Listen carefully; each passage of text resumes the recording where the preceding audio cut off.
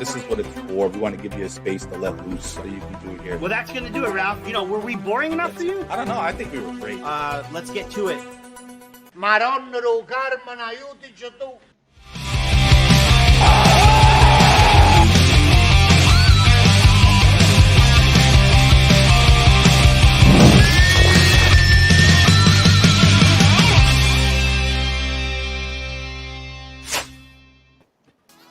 And benvenuti, fellas and bellas all over the world. Welcome to another episode of the Raff and Raff Rant. I am Raff Pizarro, joined by my co-host, Rafa Rispo, right down there in the corner. And, of course, La Famiglia panel here today. Guys, we have got a wonderful group for everybody today, coming in from all over the country, right? All over the continent, practically. All over the North American continent. All over the North, right. We got the big North American contingent here.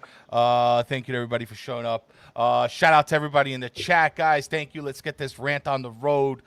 Super happy. First of all, thank you, everybody, for making it here today, coming on the show. I really appreciate it. For most of us, it's like the first time that I think we were like face-to-face. Vincenzo, I know we were on the Coucho Connection not long ago.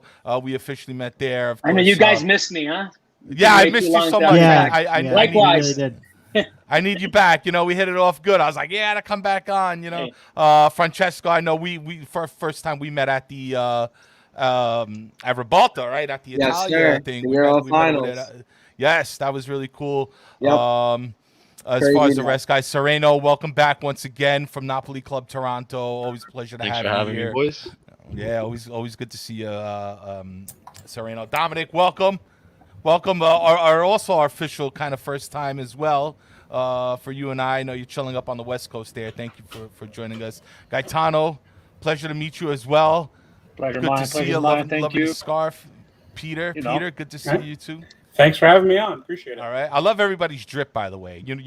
Everybody came prepared today. That's, I think, my But wait a minute, because to my left, the drip king himself, Francesco Valenti, is wearing the Marcelo Burlon Napoli kit. Love the it. Kit. Can you just kind of lift that up, show him? We were giving him a little slack in the. Come on, There you Do a little go. spin. There you Do a go. spin. Do a Do a little spin. spin. Do a little spin, Come bro. on. There Let he me is. see what you got. Oh, David. Oh, yeah. I'm gonna full screen him for a second. There you go. Listen, Fran, your stuff is No on twerking, the bro. your No stuff is twerking. your stuff is on the way, and I also sent you one of those SSC Napoli banners you could stitch over the Kimbo. Appreciate Okay? it. Yeah, you got the SSC Napoli and over the Kimbo. You got to stitch that on. Okay. You got to get the Cafe Bustelo one and put it up there. Out of his entire Yes. collection, he picked the worst jersey. No. Come on. Come on. Is Gay not chirping the jersey? I'm too old What's for that? that. I'm too old for that. Oh, he's chirping the jersey? I rate that jersey, bro. That jersey. You need to know that Gaetano and I have jersey fights on our Instagram chat. It's insane. We fight about the kits all the time. It's That's wonderful. it. Rob, Rafa don't and you I like see eye to the, eye on everything except for jerseys. Rock, don't you like the jean jerseys that Napoli had? I really do, actually. I can't stand them. Hold on. But You it's have gotta to. be the European ones Yeah, with no the lime problem, green, and without the MSC that they were, or there was a Garofalo that season. I don't remember. I think it was Garofalo. But without that, dude, and then the number and name in neon green in the back, dude. Oh. Macaron in lime green. For me, I love that jersey. Do you guys? So let's start there. Did you That guys wasn't like bad. the denim jersey? Like, how are your feelings on that? No, I didn't No. I didn't like the denim one, actually. you didn't. I was a fan of it. You know what? I wasn't a fan of the denim look with the denim shorts. I think if they had like changed the shorts up a little and not made it a full denim, like looking like denim head to toe. You know that nobody wears denim head to toe. Come on, No. who wears a denim top with jeans? Other than Cowboy. Yeah, other than Cowboys, yeah. 1992, maybe. I don't know. Maybe I like the gray fitted one. I remember the gray ones. The gray ones were pretty nice too, man. I do too. The gray ones Oh, when we played Manchester City in Champions League. Yeah, I was about to say the camouflage one was those nice. fire. I don't Not, remember. not the blue yellow one though. Not the Not yellow the blue one. one, not the not the yellow blue Right, one. Oh, not the, the one the with the green, yellow. the I don't green think one. it's on day one. Props to Napoli because I think they were accidentally pushing like doing that for autism or something like that. It looked like Oh, an really? autism Oh, all jersey. right, all I right. mean, I don't I know if loved that it was then. Favorite purpose, jersey. but a lot of people had said that there's a possibility that it was like an autism awareness jersey, which makes a litle sense, but I don't think so. I don't think so. At the end of the day, I don't think it was real. Either But way. yeah, Well, speaking of kids, you know, funny enough, guys, when we put out a vote maybe a couple weeks ago about who is the Napoli drip king, and I put Rafa Rispo and Francesco on there. And get this is real. 50-50, right? Get this. Yeah, Francesco was in the lead almost the whole time. I mean, it was literally neck and neck. I'm talking about, 52%. it was a like few 48%. votes off. Yeah, it was about a couple votes off. Anyway, I go to share the new thing, and it deleted. I'm like Twitter dumb, like it deleted the actual, because I wanted to quote tweet whatever, and it deleted the whole thing when I deleted the original retweet. And But we were deadlocked. it was deadlocked at 50-50. 40 votes each. 50-50. 80 votes Right. total. 40 votes each. Right. We had 80 votes, deadlocked at 50-50. So it felt like a setup, but it really wasn't. So I want everybody to know. If I may, I think they have different kind of drip. Rafa's got the classic drip, the little more Okay. expensive drip. It's a little bit quantity over quality. You know what I'm saying? All right. Francesco's got a whole closet, Napoli, Yeah. everything. Although, I think Rafa has modern and throwback drip though. I think do, and it's getting there. The modern stuff.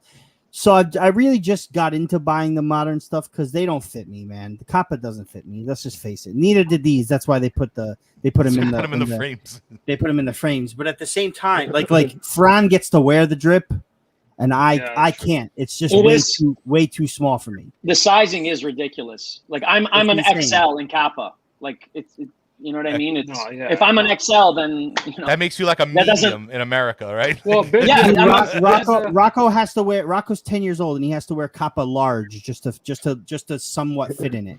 Because he's a little bigger. He's a little bigger too, but a large. He in regular shirts he wears a medium, and it's comfortable, and that's normal. He's a big kid like I was. You know what I mean?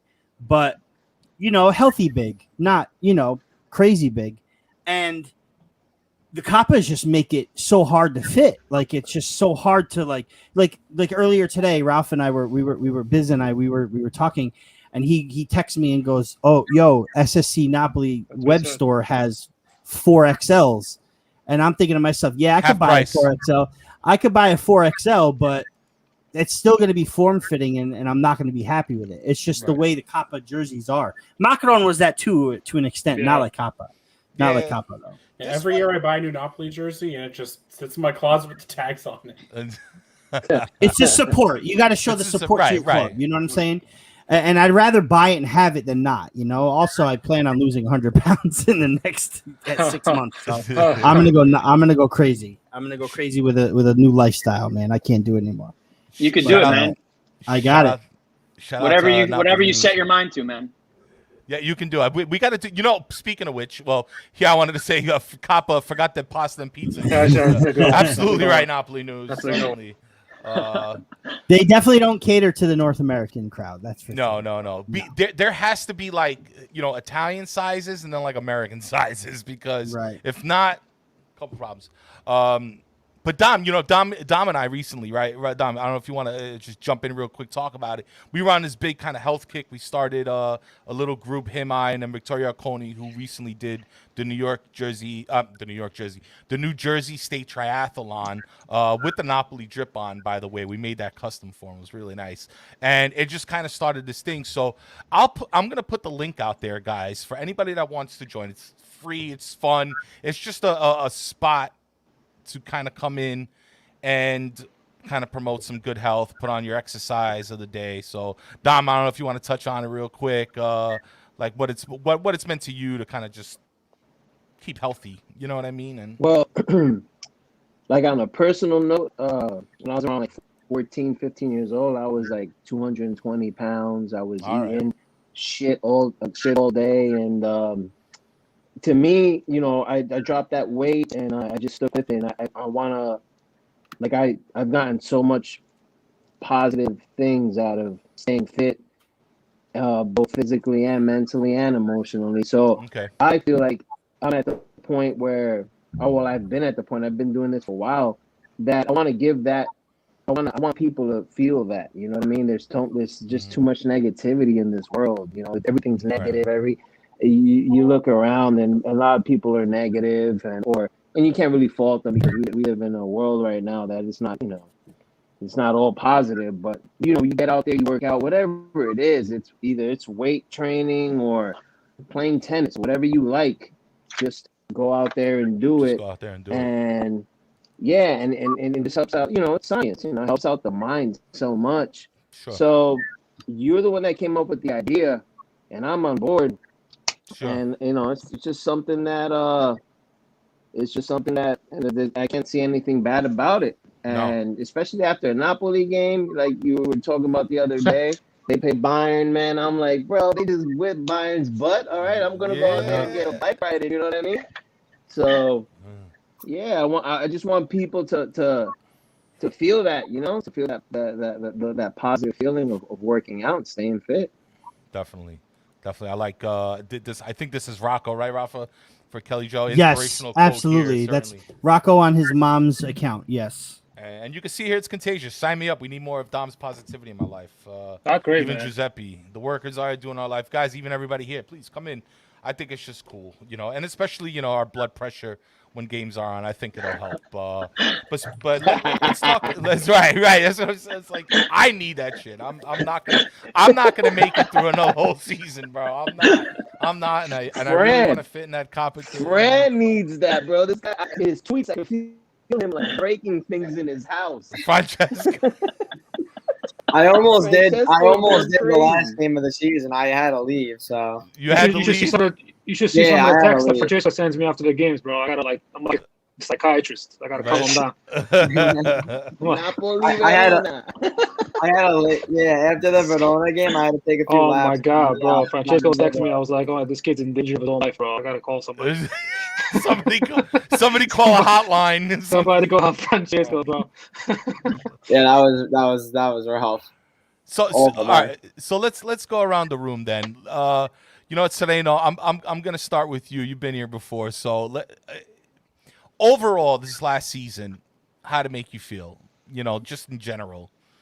Maybe this last season was an emotional roller coaster, right? Like, sometimes I hop off, sometimes I hop back on. Yeah. But that last game, I still honestly, I'd be lying to you if I said that I'm over it, because I'm still not over it. I still haven't. I haven't emotionally recovered from that. Like, it was just so disappointing. I mean, the Euros kind of softened the blow a little bit, but yeah, no, that was heartbreaking. That's to say the least. You know what it was for me, Sereno? Yeah. It was the Euros and the Olympics. The Italians doing so well in the Olympics. Yeah, absolutely. And the Euros, obviously, the Euros really amped me up. I forgot about it quickly. So that's my stance on it. Like I understand where you're coming from because it was a very emotional time. But I'm always, you know me, dudes. I'm always the half glass full type of guy who sees 15 out of 16 out of their last 16, you know, unbeaten. So that's what I'm looking at, and it's just we fell short. And this year we need to capitalize on it. But I definitely get you, Sede. I understand where you're coming from. I just I'm more disappointed that it hasn't. I don't think they've properly it hasn't been addressed. Like they haven't I haven't seen any accountability.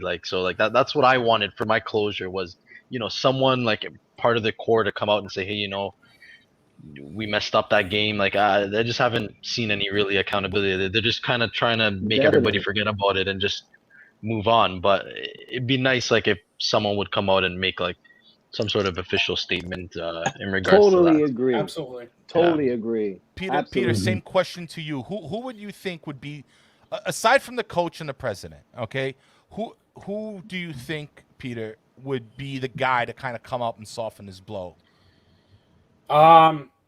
besides the coach and the president, Insigne is your captain. Okay. Him or probably Koulibaly.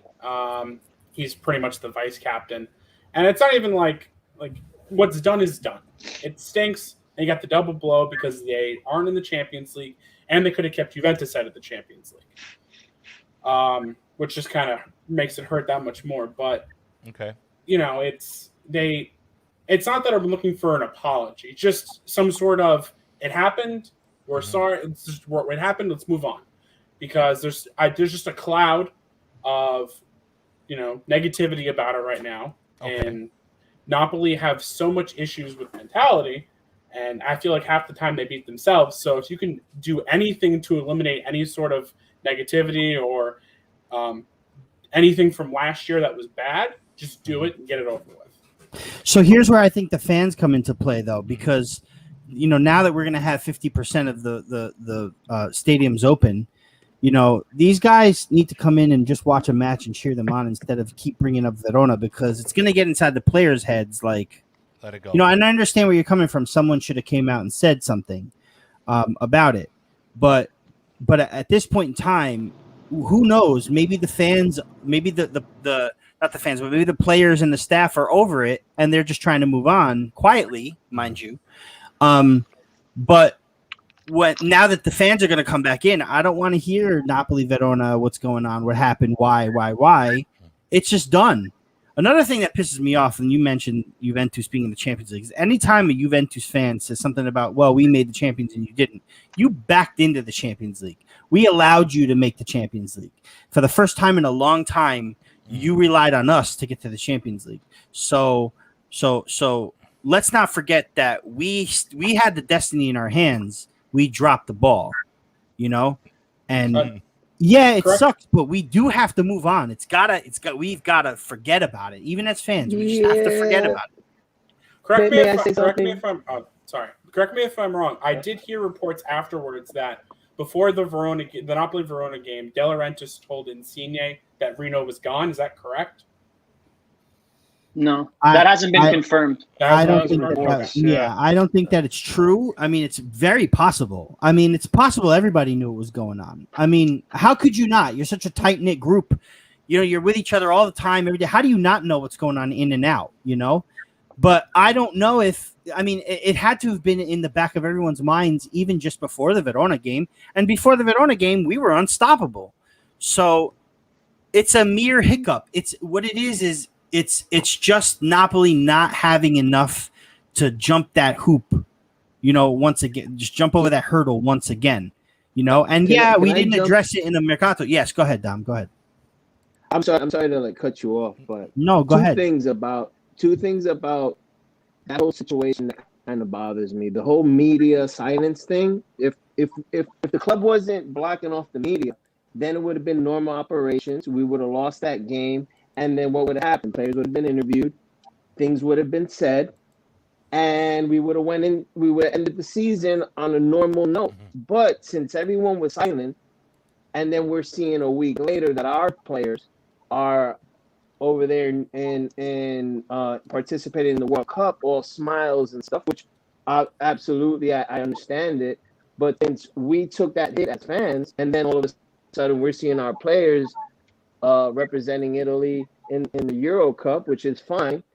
I felt that I was forgotten as a fan. And I don't want apologies like, oh, I'm sorry. No. Just, do an interview, have a couple of our players go out there and, explain or whatever needs to be said, and then we move on.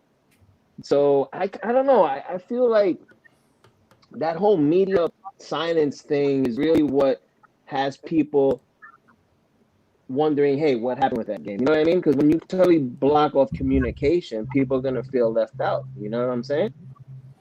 Can I just say that I'm sorry. I'm disagreeing with almost everything Giuseppe's saying on the chat right now. The media silence had nothing to do with morality, with the morality being low. The media silence got us back to winning ways. And I'm not sure what Gattuso dropping the ball has. I don't think Gattuso dropped any ball. He played the players that were winning. He did what any coach would have done in this instance. I don't really know what he did to drop the ball. Well, I'm 100. I Gonna don't know. play Yeah. Demi. Hold on, guys. I want because I want to go off. I want to go because I want to speak about morality again, about what Dominic just said. I like Vincenzo to maybe piggyback because I don't want to get into another like Gattuso argument again. It's just overdone, and there's a few people with ADL here. I'm going to assume this is Sereno, only via Sereno's peoples or something like that. But, it's because I'm not going to subscribe to that. But, Vincenzo, can you just piggyback a little bit off of what Dom said? Because I think that's important. Yeah, I agree with Dom. I think that, I'm over it and I'm more like Rafa. I'm more of a glass half full type of guy and optimistic looking forward. However, that Silencio Stampa served its purpose during the season. Mm-hmm. I think it should have just ended after the last game. The season's done at that right. point. At that point, the reason for the Silencio Stampa is mute. That there's no exactly. Okay, so at the end, they should have said before that game, no matter what happens this game, at the end of the game, Gattuso and Insigne or Koulibaly, one of the leaders, one player and the coach, go out, face the music, whether it's a good song or a bad song. You have your final press conference. And that's it. Then you have the palate cleanser of the Euros, which went better than we even imagined possibly. And you come back to the new season. Exactly. What would they have said that would have satisfied the fans who were upset? Probably not much, really. What I believe happened, and I'm not going to get into the whole Gattuso debate thing. I don't think he was outcoached, anything like that. For me, it's simple as this. I'm sure everybody here in this chat and the people talking have all experienced this. When you're in your head or you're thinking too much and you're not in the zone, unfortunately, you tend not to perform at your best. And I think that's what happened. I think it mattered too much to the players because of, everything on the line with Juventus, Champions League, Gattuso's last game. And sometimes when you try too hard, you're not flowing. You're not in a flow state. You're not in the zone. You know what I mean? When things are going well, things are happening naturally. Okay? And I think that game, it wasn't that the players weren't trying. It just was that it got to them. They screwed up, but they should have just owned it at the end, had the press conference, and then that's it. But at this point, that never happened. And we have a new coach now. We have a new season starting. You're not going to get anything else from the club. So we just have to look forward and hope for the best this season. That's how I feel. Mm-hmm. Gaetano, I kind of want to add, I want to extend the same, maybe your feelings about all of this, and then, we can kind of segue into, looking forward now. How was your feelings in the Verona game? What do you think Napoli could have done different, or is it just a game that they happened to lose? Maybe there was really no big explanation. I think what Vincenzo said is pretty much spot on. I mean, even after Rahmani scored, if you guys remember, we gave up the goal pretty quickly after that, right? So you have a game where we're not really playing well, right? We happen to get a goal, and then maybe you relax a little bit too much, and a couple of minutes, 2-3 minutes later, we conceded. I think everybody here knew that the writing was already on the wall. So. As far as explanations and stuff after the game, what are you going to do? You're going to put Gattuso out there who knows he's getting fired? What's he going to say? Right. He's not going to add much. I guess maybe just for our own peace of mind to say, they said something. But we weren't going to get anything informative about what happened. I think it was just a game that went bad. Excellent. We tend to forget that Verona was actually, they were on a really bad run of form. They were. But they had a really decent first half of the season with a lot of good players, promising young players. And it still wouldn't have been a walk in the park no matter what. Even if we had won that game, it would have been a hard-fought win. And nobody said it was a wrap. You know what I mean? Everybody was still worried about Verona, even though they were, not doing too well. Juric is still a good coach. They still have good players. And for me, it just came down to it's at the end of the day, it's the mentality that we've had since the beginning. And what comforts me is that we're not getting rid of our best players, but also what frightens me is that we're not, something, maybe it's with Spalletti, but something has to build the mentality to finish those games off, to win those games, to get the job done. And hopefully it is Spalletti, because it's not happening on the pitch because we haven't really signed anybody. And even if we do make our signings, it's not going to be somebody that's going to come in and overwhelm this team mentally. It's got to come from Insigne. It's got to come from Koulibaly. It's got to come from Mertens. It's got to come from Zielinski. It's got to come from, the big wigs, man. It's got to come from them, and Osimhen has to do his thing and score his goals. And it all has to flow. We need to stay fit. We need to stay healthy.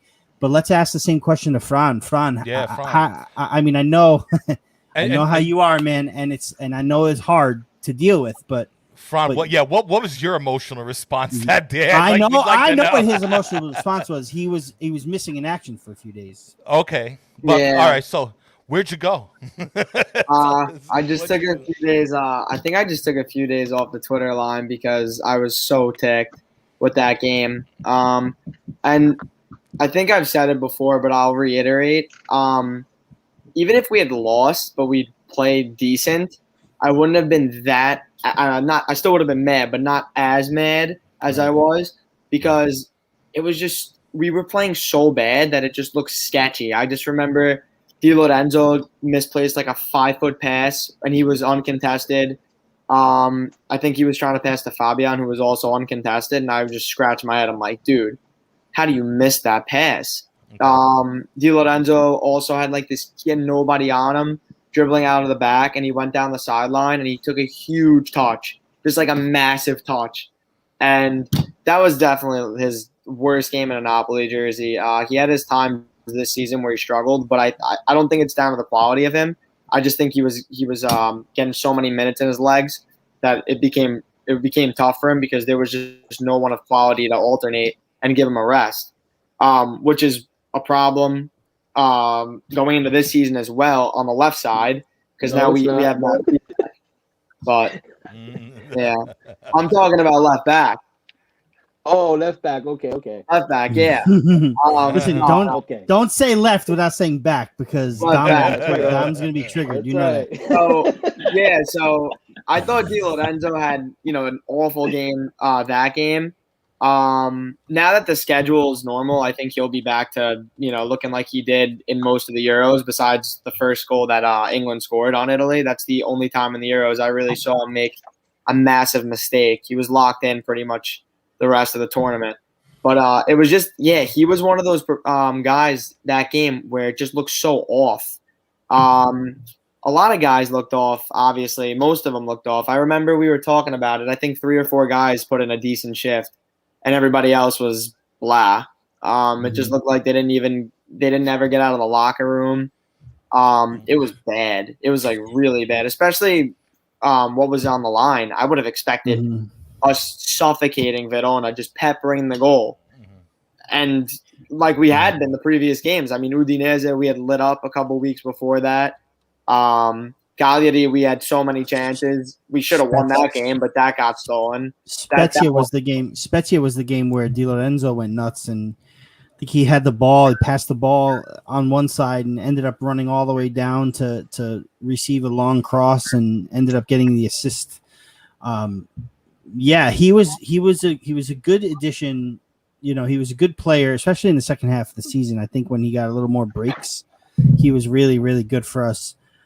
But Fran, you're right, man. Like we didn't look right. It didn't look like we were fighting for Champions League spot. I remember ESPN crew saying something like, "Oh, these teams like Verona and Fiorentina and Spezia or what have you, they're on the beach because they're already on the beach because there's nothing to play for." And it literally looked reversed. It looked like we were on the beach ready for vacation, and Verona were fighting for that European spot, which they weren't. Right. So it just was. It was so demoralizing. I mean, everybody kind of fails to mention that. Didn't Patania hit the post on a header towards the end of the game? The last play of the game, he hit last the play of the game. He's the only one that came out and said something about it. Right.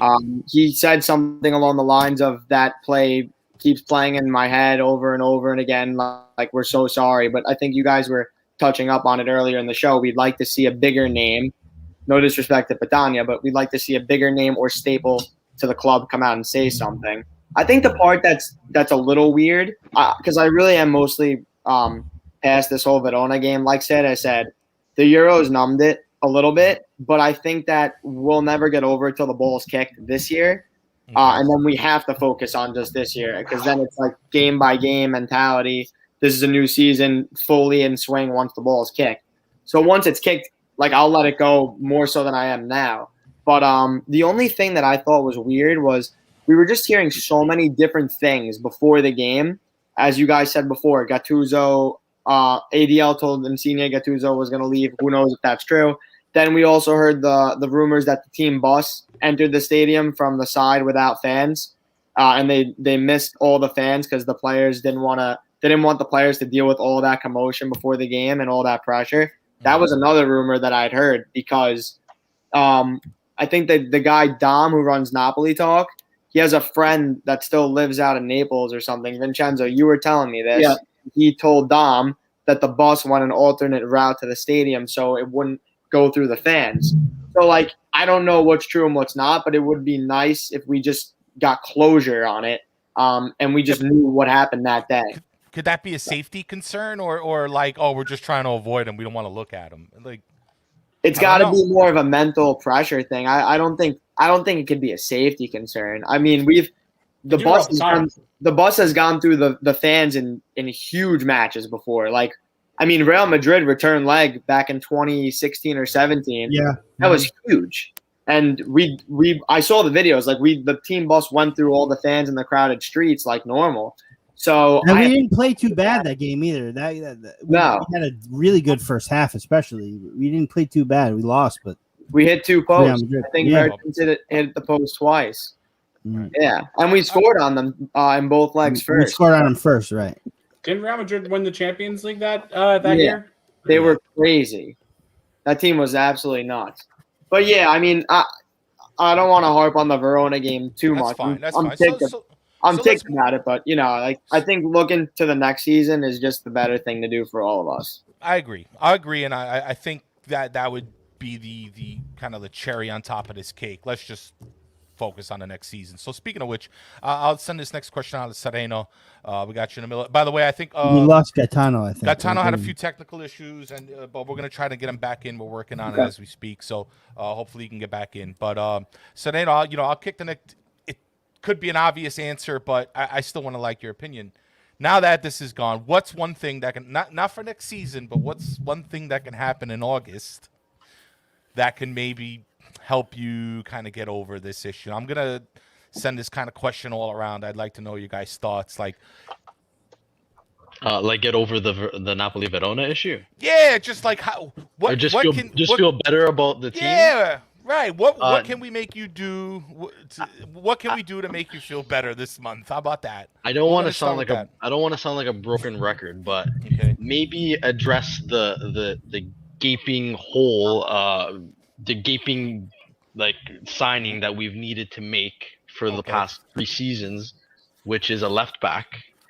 That would make me feel a lot happier. And I'm not going to say the name that everybody says all the time because we all know everyone wants Emerson Palmieri, but any left back that is better than Mario Rui, I would be very content for Napoli to sign in August. I guess I'll just leave it at that. Is there any left back? Any left back? Is there one that maybe we didn't hear about yet, other than Emerson, that you may want? We were dropping a few names in backstage, but I mean, there's a few that I know of that have resurfaced, and one of them is Grimaldo, and hopefully, I don't think it's going to happen, but Grimaldo would be a nice addition too. But I mean. There's a name that we were linked to last summer, going into this season. It's the Greek kid who came from, I think, Olympiacos, Simakas, and he went to Liverpool. And now apparently that name resurfaced again. I don't know a ton about him, but I just heard he's a good player, and if Liverpool went in for him, he's definitely got some potential. Obviously, it's tough for him to get time there when they have Robertson playing left back. Mm-hmm. But really, anybody more capable of Rui, like Saya said, I think would benefit this team because Rui's not a terrible left back. He's just very inconsistent. So if we can get a guy who's a little bit better, or obviously a lot better quality-wise would be great, but even a little bit better quality but very consistent, I think that would be fine for us. Who here is okay? Who here is okay with having Mario Rui not as a starter, but as a fallback guy? I am. I mean, I'm okay with him being on the bench. Rotational player, he's amazing. I love Mario Rui. I'll go ahead and say it. I love him. I think I don't hate him. I don't hate him at all. There's the two things that made me really like Mario Rui is I think it was during the Ancelotti era. There was a specific play. No, he was the only player running. He stopped and got mad at everyone, and then kind of made everyone go. Mm-hmm. And then the thing with Vidal in the Barcelona match when he got him sent off. Those two things, like you need a player like that on your team. You need a player like that. Dom? Me? Yeah. Dom, you're up. With that beautiful California sunshine just radiating on your face. You look like you have angels outside your house. Like, yeah, who's it going to be, Dom? Who's it going to be? Oh, man. Say Emerson. Say Emerson. Well, dude, I want Emerson because... Yeah, we'll get Dom, then we'll go up to Vincenzo. But go ahead, Dom. I want Emerson because straight up, the chemistry I saw with him and Insigne in the Euros was, I mean, there's nothing else to talk about. You know what I mean? Mm-hmm. Hold on, let me get the sun out of my... Nah, man, you can leave it right there, dude. No, leave it right there. It's all good. It feels good. It feels good hitting my face on my screen. I really like it. Well, Rui, I love the guy. I call him Crazy Eyes Rui, man, because the guy's he looks like he's a psycho. You know what I mean? And he looks like he'll get in anyone's face for the team, and like he will. I think he's confirmed that, Dominic. He will get in somebody. That's what I like about him. Him and Insigne, got attitude. Those two don't play. They ain't playing no games with these players. You get in their face, they're gonna go right back at you. I'm sorry, I got a helicopter passing over me. No, that's okay. Run! but GTA 5, GTA 5. That's the Twitter police saying, "What do you mean you like Rui?" You know. Listen, I'm. But also, Mario Rui is a decent free kick taker, especially indirect. He's not that bad at taking free kicks. I mean, not direct free kicks, but to send the ball in. His crosses, they're not bad. I think his crosses are gonna get better. I'm telling you, he's gonna get a couple of assists off of. He's gonna get a couple of assists off of Victor. I'm saying it right now, like probably one or two, at least one or two. I'm gonna give it to him. I like him as a backup, but we're not gonna win anything with him as a starter. Mm-hmm. Okay. I don't think so. I don't. I think he's gonna mess up. There's gonna be a hiccup on defense, and Ali's not gonna be there to push him into the right position, and we're gonna lose something there. So I really do hope that ADL is not content with thinking like, you know what, maybe we don't need another left back because we got Golan, and we have Rui. So that's what I'm hoping, and I'm hoping it's Emerson. But yeah, like I said, man, I would love to have Rui in a bar fight, having my back, because the guy looks like he kick anybody's ass. You know what I mean? Absolutely. But yeah, 100%.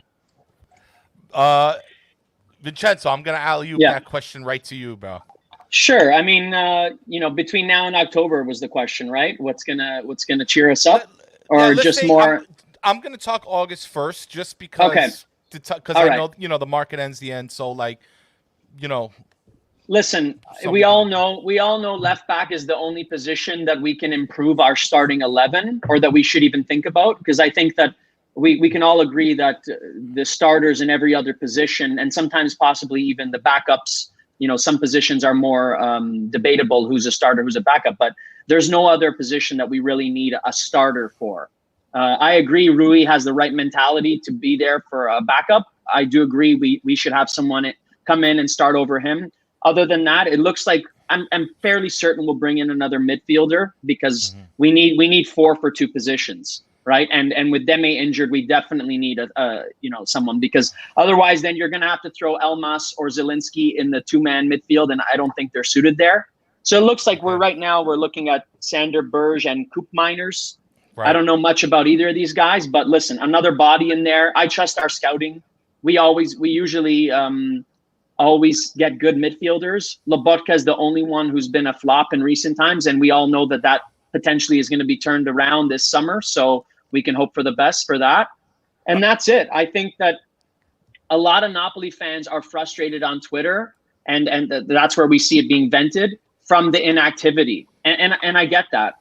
But look at Inter and look at so many other teams are getting worse. We had 2 years in a row, no Champions League and COVID. And any other team in our position who's not a mighty team, or even some teams who are mighty teams, like Inter, for example, they're a traditionally wealthier, a bigger team than Napoli. They're having to sacrifice. And so many other teams in our position would be selling Koulibaly. I remember after that Hellas Verona game, when we lost, everyone said, okay, goodbye Koulibaly, goodbye Fabian. We're going to have to probably sell Ospina and have just a not as good backup goalie or whatever. And guess what? Nobody's left. Nobody's left. So right now, by us doing nothing is better than other teams doing something. Milan have had a lot more activity, but they lost people. They needed to replace Donnarumma. They needed to replace players. We're not in that position. So, we have 3 weeks to bring in a left back. I have faith that we're going to do it. If for some reason we don't, even with Rui, I still think we have, at worst, the second best squad now that Inter is depleting. I thought Inter and Juventus were the only squads who you could maybe argue were better than ours on paper when we're all healthy, and now Inter is significantly worse. They're missing Eriksen, Hakimi, and Lukaku, and that's right now maybe the dominoes will fall further. Possibly Lautaro too. Soon. There you go. And everybody they're bringing in, from Simone Inzaghi replacing Conte to potentially Zapata replacing Lukaku, is as I mentioned in our last podcast we did together, they're bringing in the Diet Coke version of all the people they're replacing it. Inzaghi is the Diet Coke of Conte. Zapata is the Diet Coke of Lukaku. And guess what? That's going to have a real effect on them. So I think that right now, even with Rui, which I hope we have a starter ahead of him, and I hope we get in another midfielder, we still should be finishing second at worst. That's my opinion, as long as we don't have, a major injury crisis. So, I'd be really happy if we get a starting midfielder. And, right now we got to make sales. It looks like SSC Napoli News, who was commenting earlier here, he said we're going to lose Contini, Foloruncio, Tutino, Gaetano, Luperto, Machach, Palmiero, Zedaka, and potentially Unas. So hopefully from all those together, we can get 25 million, and that's enough to do what we need to do. Well, how many of those are loans, though? Because I'm sure... I know Tutino going to Parma on loan with the obligation to buy for 5 million. Luperto is supposed to be a loan to Empoli, and so far those are the only two that I know that kind of sealed the deal. Oh, Unas I'm not sure about the rest. We should not be putting the Unas on loan. That guy should be a purchase. He's worth 15. Tutino? Well, I think Unas and Tutino are the two that are being talked about to be sold. Yeah, right. And that's where we're generating 25 mil from. Loan. I think what a lot of teams are doing this season is taking loans and then to maybe buy late, or just to kind of take a year to raise their funds. That's what we're trying to do, I think. Right. That's what we're trying to do. Peter, I want to. But the crazy thing, I'm sorry, but the crazy thing is that we're second year missing Champions League, and we're still not in a position where we have to sell. We have to sell, like Vincenzo said. You look at Inter dropping everybody, and they're going to replace those players, but they can't replace them in quality because they can't just sell those players and then buy same value. They're forced to buy at lesser value because they have to balance their books too, which I'm always going to be confused about all that. And I don't know how PSG and City get to spend as much money as they want to freely and willingly. But for Inter's case, Lukaku being out for 80 and now possibly Lautaro for 60, they can't go out and get 150 million worth of these players because that put them right back in the same hole that they were in. So they're not going to be as good as they were. I'd picked Juventus, and maybe getting ahead of myself. I had already picked Juventus to finish first, just because they got back their manager Allegri, Allegri, Yeah. right? Agreed. and only because of that.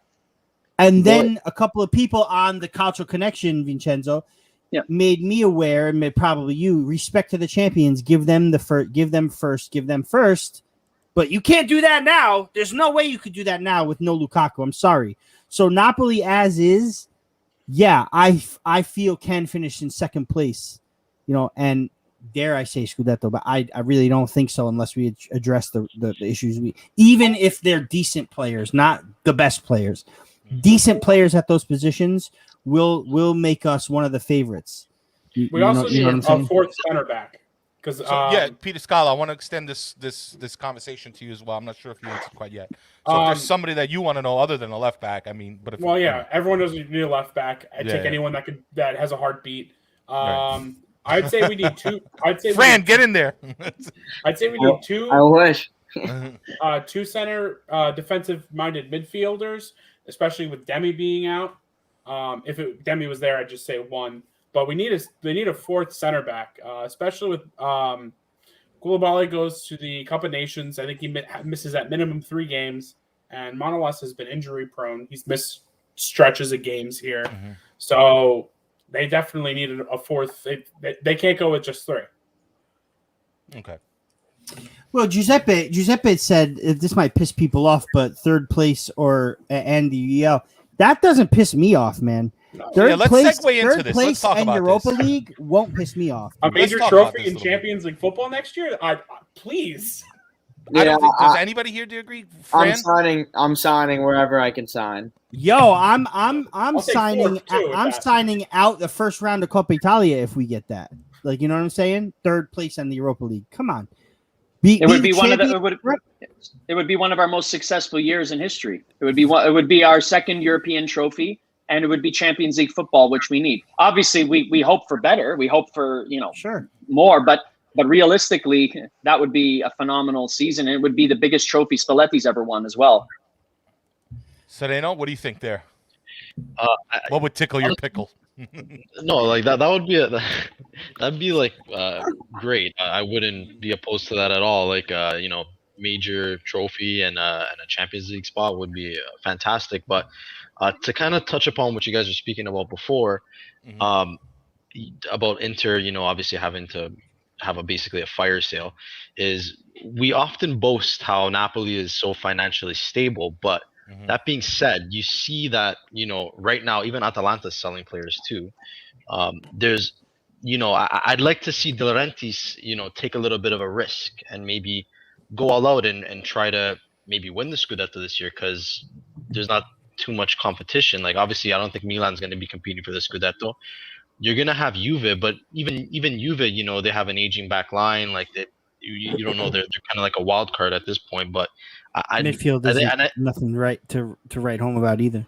Exactly. So I think, and I feel like this is where a lot of the fans in Naples have had issues with De Laurentiis, is that he's very content to just try and get a Champions League spot, and that's it, right? Like, why not? We boast so much about how we're so financially secure, but that being said, that means that there's not a lot of investment happening into the squad. So you have a year right now that if you're being an opportunistic person, you're gonna say, okay, Inter is dropping out, Milan's lost some big guys. Maybe if I invest some money into we have a good squad as it is, but if I invest some more money into, filling the gaps of, left back and a few extra midfielders, a few extra bodies that are capable, maybe we can actually take a run at this. We have a good coach too. So, the writing's on the wall. Like, we could realistically win a Scudetto if there was some more investment into the squad. But when you say risk, what do you mean by risk? Like, what are you trying to get like put some money on the table, like, dig deep and sign Messi.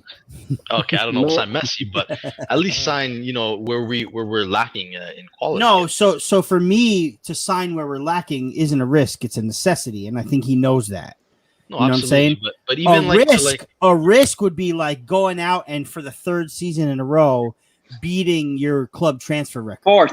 4th season in a row. You're right. Manolas, Lozano, Osimhen, 3 years in a row. The only reason we're not breaking the record again this year is because we have a pandemic. You have to take that into account. We had no fans for a year. We didn't finish Champions League in a year. This is not the summer that we're going to go and splash. It's just never going to be the case. Vinny is the ultimate ADL fan, but look at him. He's all pumped up. Well, but Hey, I want he's Phil got a point. Mauro. Phil Mauro instead of Lette.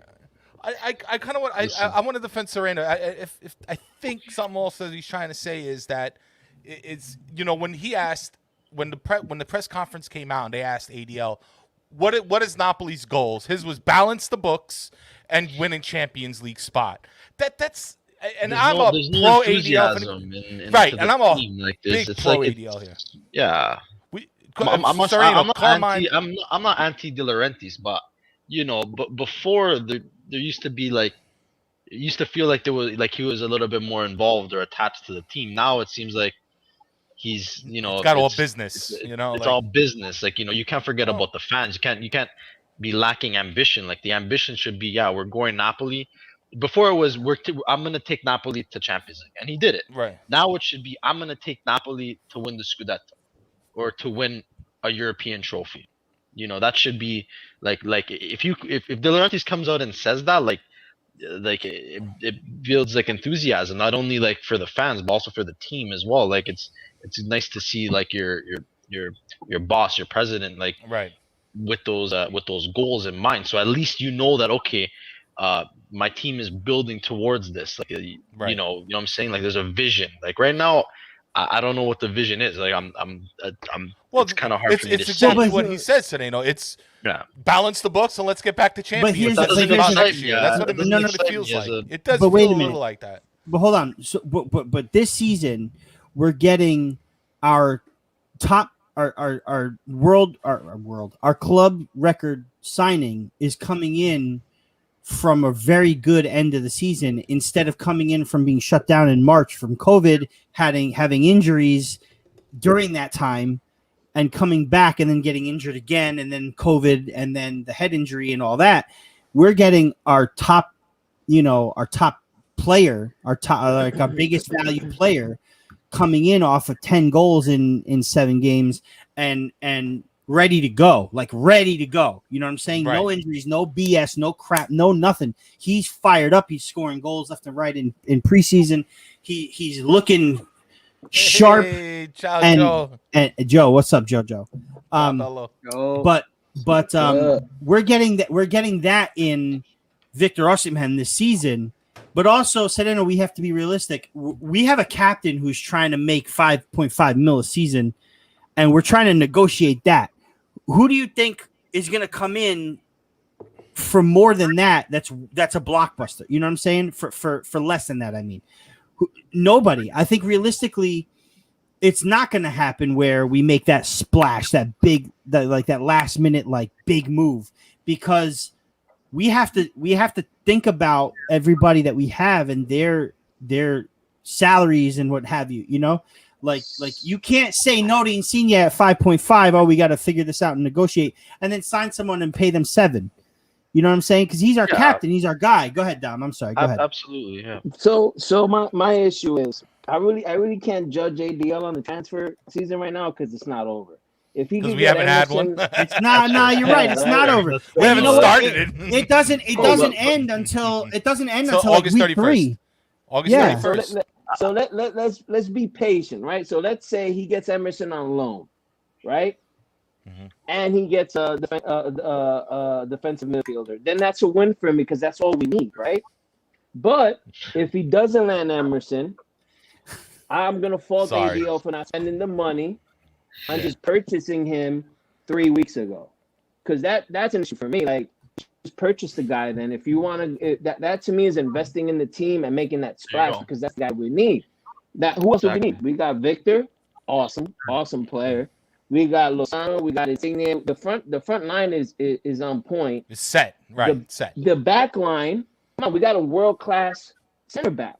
We have guys in. We got a world-class center back duo, man. Yeah, I'm sorry. I feel like you guys misunderstood me. I don't need De Laurentiis to sign like some blockbuster deal like with some crazy superstar, but I just need him to be a little bit like loosen up his pockets just a little bit. Like if Emerson, if it's like a few million euros to close that deal, just that's do what a I'm few saying. million. Just do it. I don't think it's. I don't think it's the If pockets. it's a few million, come on. I don't like, think it's the pockets he needs to loosen up. You should have bought Emerson 3 weeks ago. Come on, like why? What are we waiting for here? Absolutely. Like, and another thing is, take the depth and let's move. And another thing is that and let's go. If you're buying players later in the transfer window or the beginning of the season, it'll take a little bit. It'll take time for them to integrate into the squad, as opposed to if you get someone early, they play a training camp and they're ready to go like from week 1, right? So and but that's the same thing as if you buy somebody in the winter transfer market where they have to come in right away and start playing because there's no time to get integrated into the squad. But in the summer you have the advantage where they exactly. Like we should have bought. Look, listen. Emerson is our weakest. Emerson is our weakest link. Ruiz our weakest link. We should address this weeks or months ago. Just buy the guy. No, but he wants him on loan to make some money. No, I know, and I agree, Dom. I agree because like Sereno said, loosen the pockets. I think the pockets don't need to be loosened. I think ADL's method needs to be loosened. I think he needs to just the bite the nickel. He's biting the nickel. Stop. Listen. Someone tweeted De Laurentiis has deep pockets but short arms. Short arms. Yeah, I saw that's because he's a T-Rex, baby. He's a T-Rex. He's gonna come back. Vincenzo, I saw you waving up. Do you want to add to this? Go ahead. Well, I just listen. Nobody wants Emerson more than me. I fully agree with all you guys. However, Chelsea are asking $20 million, and he's on a $4.5 million salary, which would make him almost our highest paid player, other than Koulibaly and Insigne. So that's the reason it hasn't happened yet. Because you bring Emerson in, all of a sudden, this guy is your third highest paid player. He's getting paid more than Zielinski, Fabian, Mertens, all these guys. He's going to have to lower his salary, and Chelsea are going to have to lower the $20 million because after a pandemic, we're not going to spend double what we've ever spent on a fullback before. We spent only $10 million for Di Lorenzo. We spent less than that for Rui. Statistically, if you look through our history, we've spent in center backs, we've spent in midfield, we've spent in forwards. We've traditionally not spent big money on fullbacks.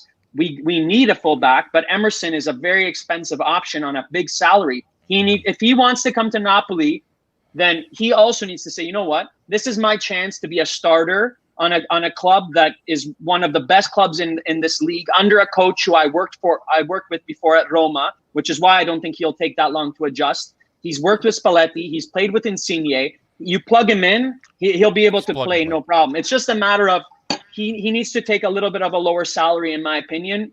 4.5 he's getting as a luxury bench player. So it's either you want the 4.5 to sit on the bench at Chelsea, or you take 3, you come to Napoli, be a starter, and then maybe after another year with the fans back, we can negotiate and give you an extra $1 million if you show that you're world class. I like what Napoli News said, though. Chelsea's going to lower their demands because they won't want him kicking his heels. The player wants to come, that's for sure. Out of his own mouth, he wants to come. I don't think that the salary is the issue with him. I think that the deal with Chelsea is the issue. And I think that in this one instance, knowing that Husai is leaving, we only have Mario Rui, we're not going to rely on one of the kids to come in and be, the guy, because that's just not how we do it. I think the deal should have been structured a little bit better to be an outright purchase instead of a loan with an option or what have you. And I think ADL's stubbornness in that sense alone, and you guys know I'm a huge ADL guy, and I will defend him till forever. But in this case, where we need to address this issue, you have to somehow change your methods just a little bit. You don't have to bend over and take it, but you have to do something to where it's different from what you normally do. Because he's stubborn, man. He's not going to rest until he gets his way. He's just not going to. Marina at Chelsea is notoriously, if you guys look into Chelsea, she's their sporting director, is really, really stubborn, like super stubborn. You're talking about two heads going at it. So we don't know the behind the scenes discussion. Perhaps both might need to give a little, but we have that relationship. I'm going to tell you what, if we don't get Emerson and we have Rui out there, I'm going to be pissed off. Yeah, I think everybody is, though. I think everybody is. Back and forth crap because if we want to win something, we can't do that. That's just not the way, bro. No, you're gonna let Husai go for free after all these years that we tried to sell him and he couldn't get sold and he's going for free and we still don't address it. Then there's an issue. Then I have a bone to pick with ADL. You're right. On ADL's defense, he does spend. He picked up Los Angeles. Oh, he does much? for sure. 35. Right. Osimhen for how much? 80. I mean, the guy spends. But now, if we want to win something, right, we need a left back, and we shouldn't be waiting till August 18th to see if we can land one. I'm hoping the ADL is like, you know what, this is gonna fall through. We're gonna get him. Other than like, hey, if we don't land him, don't worry, we got Rui. No, I hope that's not the case. But if you remember this, if you remember this, it took a while to sign Victor Osimhen. All the while, Omar Katug was telling us he's coming, because he had Victor in his ear. So, and the same thing with Spalletti. Spalletti was a rumor since March, and it was the same thing with Ancelotti. Ancelotti, we find out when he signs, we find out, oh, we spoke to him in March. I think he's got it. I think he's got it going. He just pen to paper, finalizing the deal. So. You know what I'm saying? And go ahead. I'm just praying. Guys, do you want to do a little group prayer right now? We can digitally hold hands. Maybe. Franny, would you like to start? But also, but wait a minute. Also, let's not forget this is that payroll tax in Italy is double. If you're paying somebody to come in 4.5, you're spending 9 million on this guy. Right. 9 million. Yeah, that's a lot, man. Italy sucks with the payroll tax, man. It does. Italy sucks a lot in a lot of ways. It really does, man. As a nation. It does. I'm just I know they haven't signed anybody. And do something. I know they haven't signed anybody yet, but it is nice to have a transfer window and not hear about the image rights. That's been nice. That's right. No, you're right. I feel like, guys, I'll say this, and I think watch this week. I have a feeling this next week, maybe the following week, we're gonna see some fireworks, and we're gonna see some ink to the paper. We're gonna see some money getting thrown around. I have a big feeling. But the question I want to ask regarding the left back situation, I don't think we don't talk about much, is Gulam. We don't talk about this a lot because remember in January, I think it was Giuntoli who had said that if he wanted to make another purchase, he needs to sell Gulam. Gulam goes on and gets injured again. Now what? And remember, we were pretty loyal to Malik with his injuries. We were loyal to Gulam with his previous injuries. Now he picks up his third knee injury. Third ACL. What happens to his value? What happens to this team? Rather, what happens to our ability to sell him and then using that money to convert it to get another left back? I feel like we're not talking about this a whole lot. And is ADL and the higher ups kind of waiting to see what's going on? Because I think, in my opinion, the reason why we've been stalling so much, especially in July in the market, was that if anybody's mom want to come on, it's cool, man. I'm cool with that. No worries, guys. Dom, is the lady home? The lady. No, that's not me, fam. That's not you. Who's? I did that, Franny. Franny, I got you, baby. Don't worry about it. They can come on. Don't be shy. But no. But let's keep it real here. I think that we were waiting a little bit for the look. We were waiting to kind of see what the team looks like in July, and that's why we were stalling a little bit. I think ADL told Spalletti, hey, see what we got, see what we can use, loan whoever, sell whoever, and then we'll buy the pieces, we'll do like a quick grab bag at the end of August and try to fill in all the pieces. So that's what I think about that. But then I think about the Gulam in the mix, and I'd really like to know, how does this affect the signing? And I'll start with Fran. I'll start with you, if that's cool. And then we can move. We can kind of work in a circle here. Yeah, sounds good. So I would say after the second ACL injury to Gulam, we probably should have cut ties with him. That was probably it. I think waiting on him again to get healthy and leaning on him again to get healthy and as close to make a recovery as close to normal as possible I mean, it was really never going to happen after the second one. Recovering from one is tough. When you get two and it's one in each leg, that's just super hard and super unrealistic. Right. So I feel that we kind of dropped the ball on that a little bit. And we were a little bit too loyal in that sense. I think we need to be more cutthroat in that situation. It's insane, dudes. I'm looking it up on Transfer Market right now, right? Gulam right now, his market value is at 3.3 US. Wow. And it's crazy. That's lower than his salary. He was bought in 2013 for 5.5 US, and his market value only 3 years later was 27.5 mil US, and after all these injuries he's down to 3.3 value. It's the worst story you could think of. It's the worst I because feel like this Napoli guy was waiting for a miracle with I think I so love too. that guy, man. I love him. waiting for. I do too, man. He's a good player. He was loyal. He stayed with Napoli during the whole African Cup of Nations to get better. He could have gone, but he wanted to stay with Napoli to make sure that he didn't get injured over there.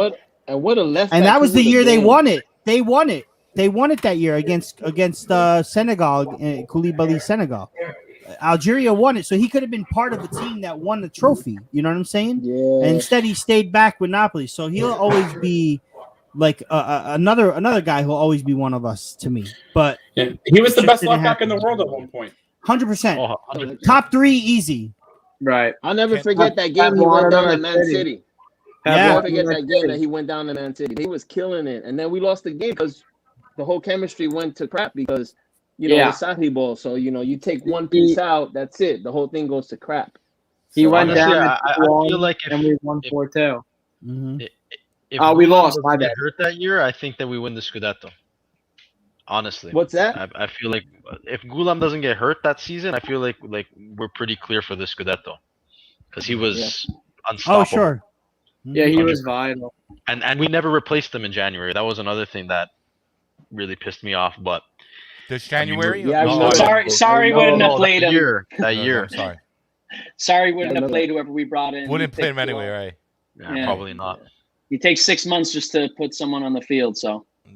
But one thing that might be forgotten with this whole Gulam situation, I have a feeling that part of the reason why Gulam stuck around, as well as us hoping for better and not being able to sell him, is he's best friends with Koulibaly. And I feel like there might be almost some sort of, deal between like Koulibaly wants to stay, but you keep Gulam around, kind of one of these situations. I'm not sure if that's the case, but I know that they're super close and that I think they were roommates for a while and they're really tight friends and because of that relationship. But I think that's true. We should really not be focusing on Rui. We should be focusing on Gulam. He's the one who really needs. He's the one who, at this point, sad to say it, he really needs to go, and we need to bring in someone else and have Rui as the backup, which is what he was originally brought in for. And we all already agreed that he's fine as a backup. We need to replace Gulam. Maybe no one wants to buy him though. How are you gonna get rid of him? No one's gonna buy. You have to. I think you have to. He's a liability. No, you have to sit him down. You have to sit him down and say, listen.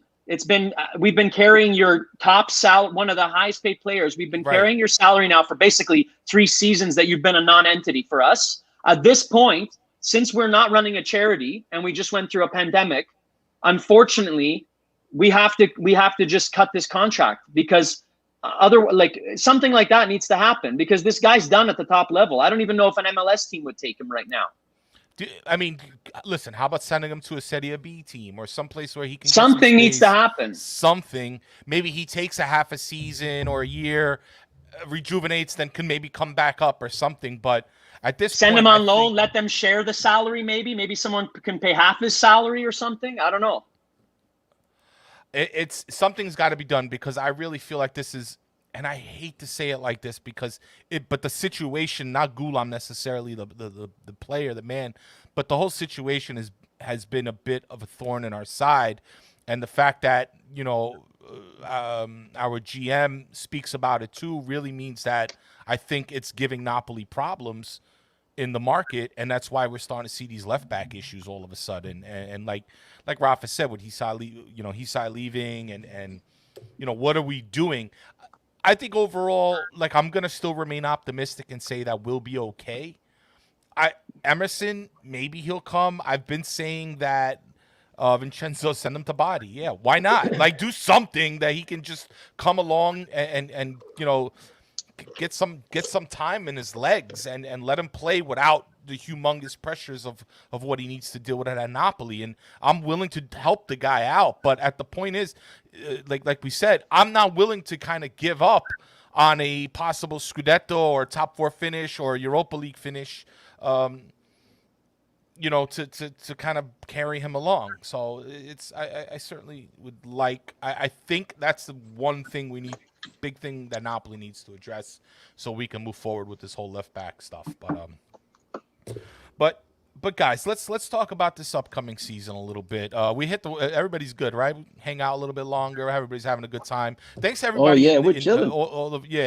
I don't mind. Break out the bourbon. Where's the bourbon at? Right, somebody who got the bourbon? Seriously. Yeah, But where's the shout out whiskey, to everybody bro? in the chat. There you go. I'm ready to go. But shout out to everybody in the chat, man. We appreciate you sticking around, talking with us, man. It's a whole lot of fun. Thank you again to the panel. Unfortunately, Gaetano was having those technical issues and may not be able to come along, but we promised to get him back up, and we'll give him another shot up here. So Gaetano, thank you again as well, but we'll see you again soon. But let's kind of like round this all out with next season, and let's talk about. I'll start with Peter on this question, and then we'll kind of move to Fran and do a little zigzag and whatever. But jump in if you want. I kind of want to know who is somebody that it will be the it factor next year. I mean, again, I probably know the answer to this question again, but everybody has a different opinion. Chomping at the bits. Yeah, I know he can't wait. I think I know Dom's answer. I can't wait to get to him. But Pete, I want to start with you. Who's that guy next season, and how do you see, what effect will he have on Napoli? I think that guy is Zielinski. All right. Nice take. I think he's kind of not. He's the engine that makes Napoli go. I think they should probably try moving him back a little bit to move Fabian up because he does better forward. And I think he could be the box-to-box side. But I think Napoli ticks, and they tick with Zielinski, and how he plays is how the team plays. Interesting. I love that. I love that answer. Franny, I'll move to you. Francesco, tell me. There's so many players that I can name, and there's so many reasons for them. But I think that the guy this year, I think it's got to be Victor. Mm-hmm. I just think that even though he's really young, he's lit it up for Lille in big games before. You guys were talking about it with Oma on the last podcast. He scored big goals in his career already. He scored against Chelsea in the Champions League. Villarreal was another team. And Ajax, I think, was the third team. Mm-hmm. But the point is that even though this kid's young, he's a freak. I mean, there's really no other way to put it. This kid is like, he's a gem. Not many, come along like he has. Mm-hmm. He's superhuman. I mean, he could do so many things. I mean, look at a guy like Harry Kane. The guy gets goals, the guy gets assists, but he's not really a link-up player. He's not a guy that's going to get in behind. He's more of a target man and a big body. I would say Lukaku and Osimhen are pretty comparable. They're both powerful guys. Osimhen's definitely on the slimmer side, but they're both quick. They could both get in behind. They could both link up play, get on the end of headers. They're both dangerous in terms of that, but Osimhen's so much younger, and he's already hitting those, he's already hitting some of those potentials. We see flashes of it. I think a full season, if he could stay fit, you're going to see some freaky numbers happening. I know Rafa was saying 37. I think for him this year, that's great. Listen, a lot of. Did anybody notice my big smile when I was like, I only want it. I only want it because I want Higuain stricken from our record. I mean, forever. I second that. But but a lot of my takes lately have been getting a lot of very.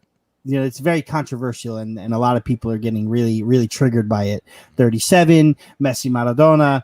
A lot of people want to see me dead. Apparently, from my tweet. But anyway, don't worry, bro. Don't worry, I got your back. Nah, it's all good. It's all. I don't like that. If they mess with you, they mess with all of us. That's right. That's right. I don't sweat none of that stuff. But no, but one of the biggest takeaways that I got. And I'll jump in on Fran's Osimhen, is that this kid is smart too. He has all those attributes, and he's a freaking smart player. And he's only 21, going to 22. This guy still has to grow, still has to learn the league a little bit more. If he can do what he's done the second half of the season throughout his career, this kid is going to be unstoppable. He'll be a $150 million player. This guy is going to be absolutely sick, if you ask me, because this guy would rather give up a hat trick to find an open Lozano against Siena. Against Spezia, and he easily had a hat trick on his foot, but he knows for sure 4-1 is on Lozano's foot, so he's going to give it to Lozano, and that's a 21-year-old immature young kid. Come on, man. This is going to be. I'm not going to pick him because Fran picked him. I got somebody else in mind. But Fran is on the right track here. Duplicates are allowed. Duplicates are allowed if you want to add on to it. But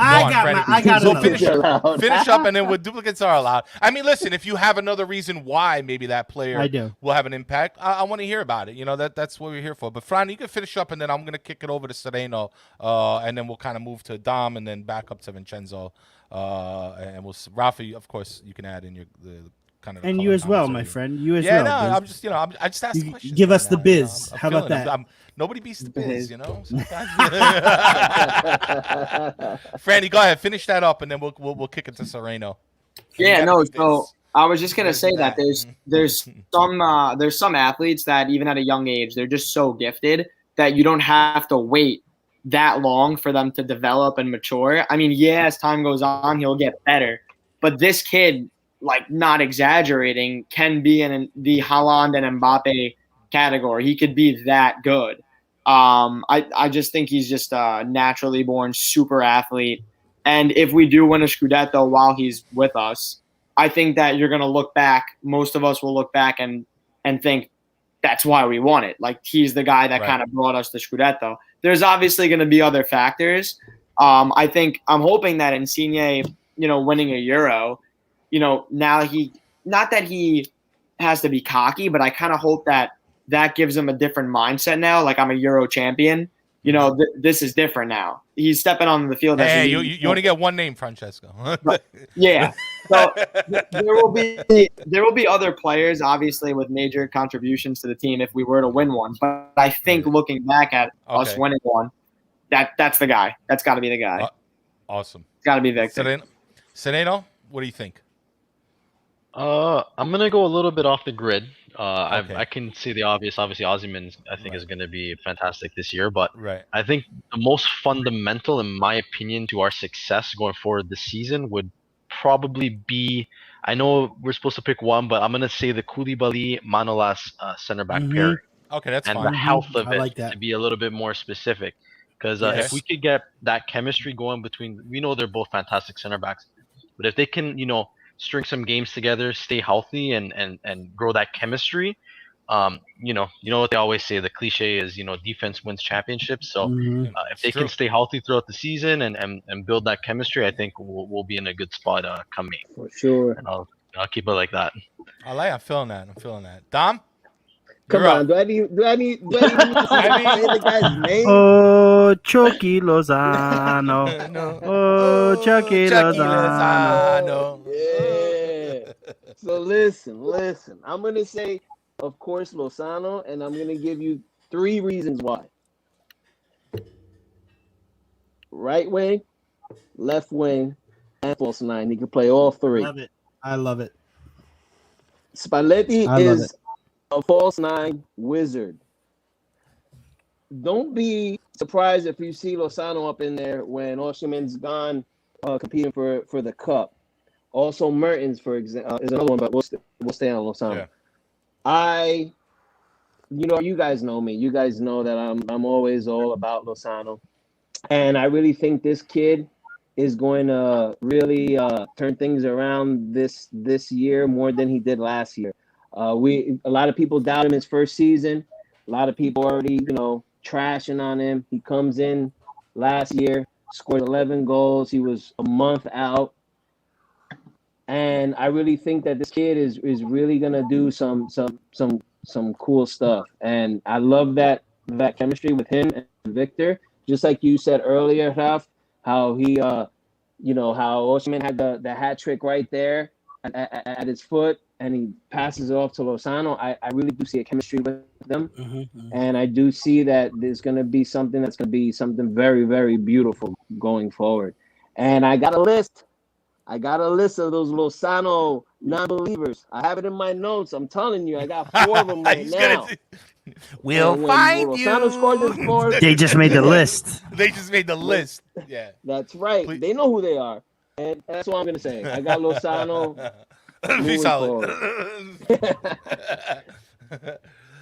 Vincenzo, let's kick it up to you, bro. Who's the guy this year for you, man? Again, duplicates are welcome here, So if we're gonna do duplicates, I'm gonna say Victor as well, okay. And I'm gonna add some different points to it. Sure. Spalletti, if you look through his history, he's either played with a false 9 because the false 9 has creativity, link up play, drops deep, and can bring in the other players around. For example, Totti is the most famous example, right? Then in the other part of his career with Dzeko and with Icardi, he had clinical finishers that don't have as much link-up play, that don't have that ability to drop deep, but who put the ball in the back of the net. And both times he brought out the best. But with Victor, you have somebody who brings both of those together. He has the link-up play and passing ability. I'm not saying he has the passing ability of Totti, but he has the characteristics of link-up play that Icardi and Dzeko don't have, but he has that finishing as well. So he has both of those halves put together into a whole that can be a much more well-rounded focal point for a Spalletti team, and one who can finish as well as lay off to Lozano and Insigne and Zielinski and play as part of that group. So I think that, the sky's the limit with this kid. He's so young. He will be, like Francesco said, the Haaland Mbappe, he'll be in that conversation. I truly believe that. And, it's funny when you were saying the 37 goals, I was laughing too, not hating, but laughing. But you know what? It's not that unrealistic.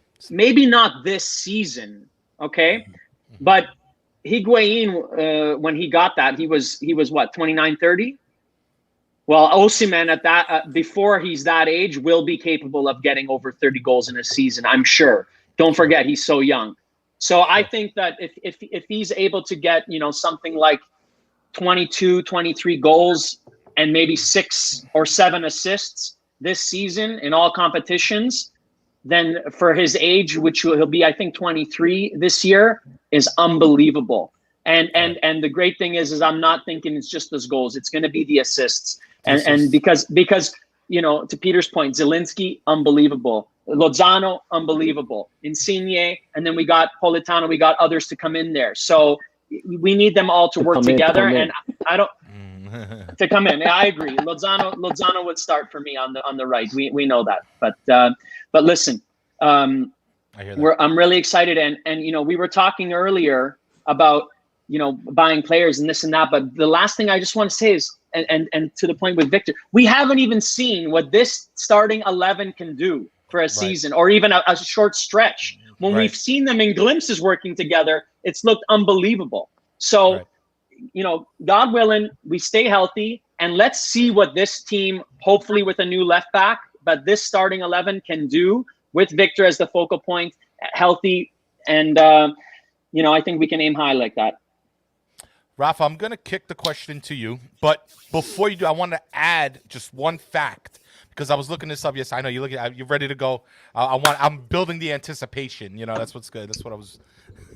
But I have this interesting fact. Maybe Vincenzo, you might like it. So I took the number of minutes that he played last season.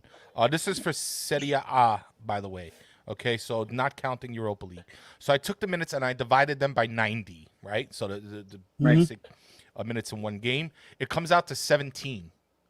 So Victor technically played 17 full games last year, and he was still able to score 10 goals and get, I believe, 3 assists, if I'm not mistaken. And mind you, he only played he had to acclimate to the team and to the league in the beginning, and then he gets an injury, COVID, head injury, and then has the rest 10 games to pull the team up, by the way, because everybody was fighting for those last 3 spots.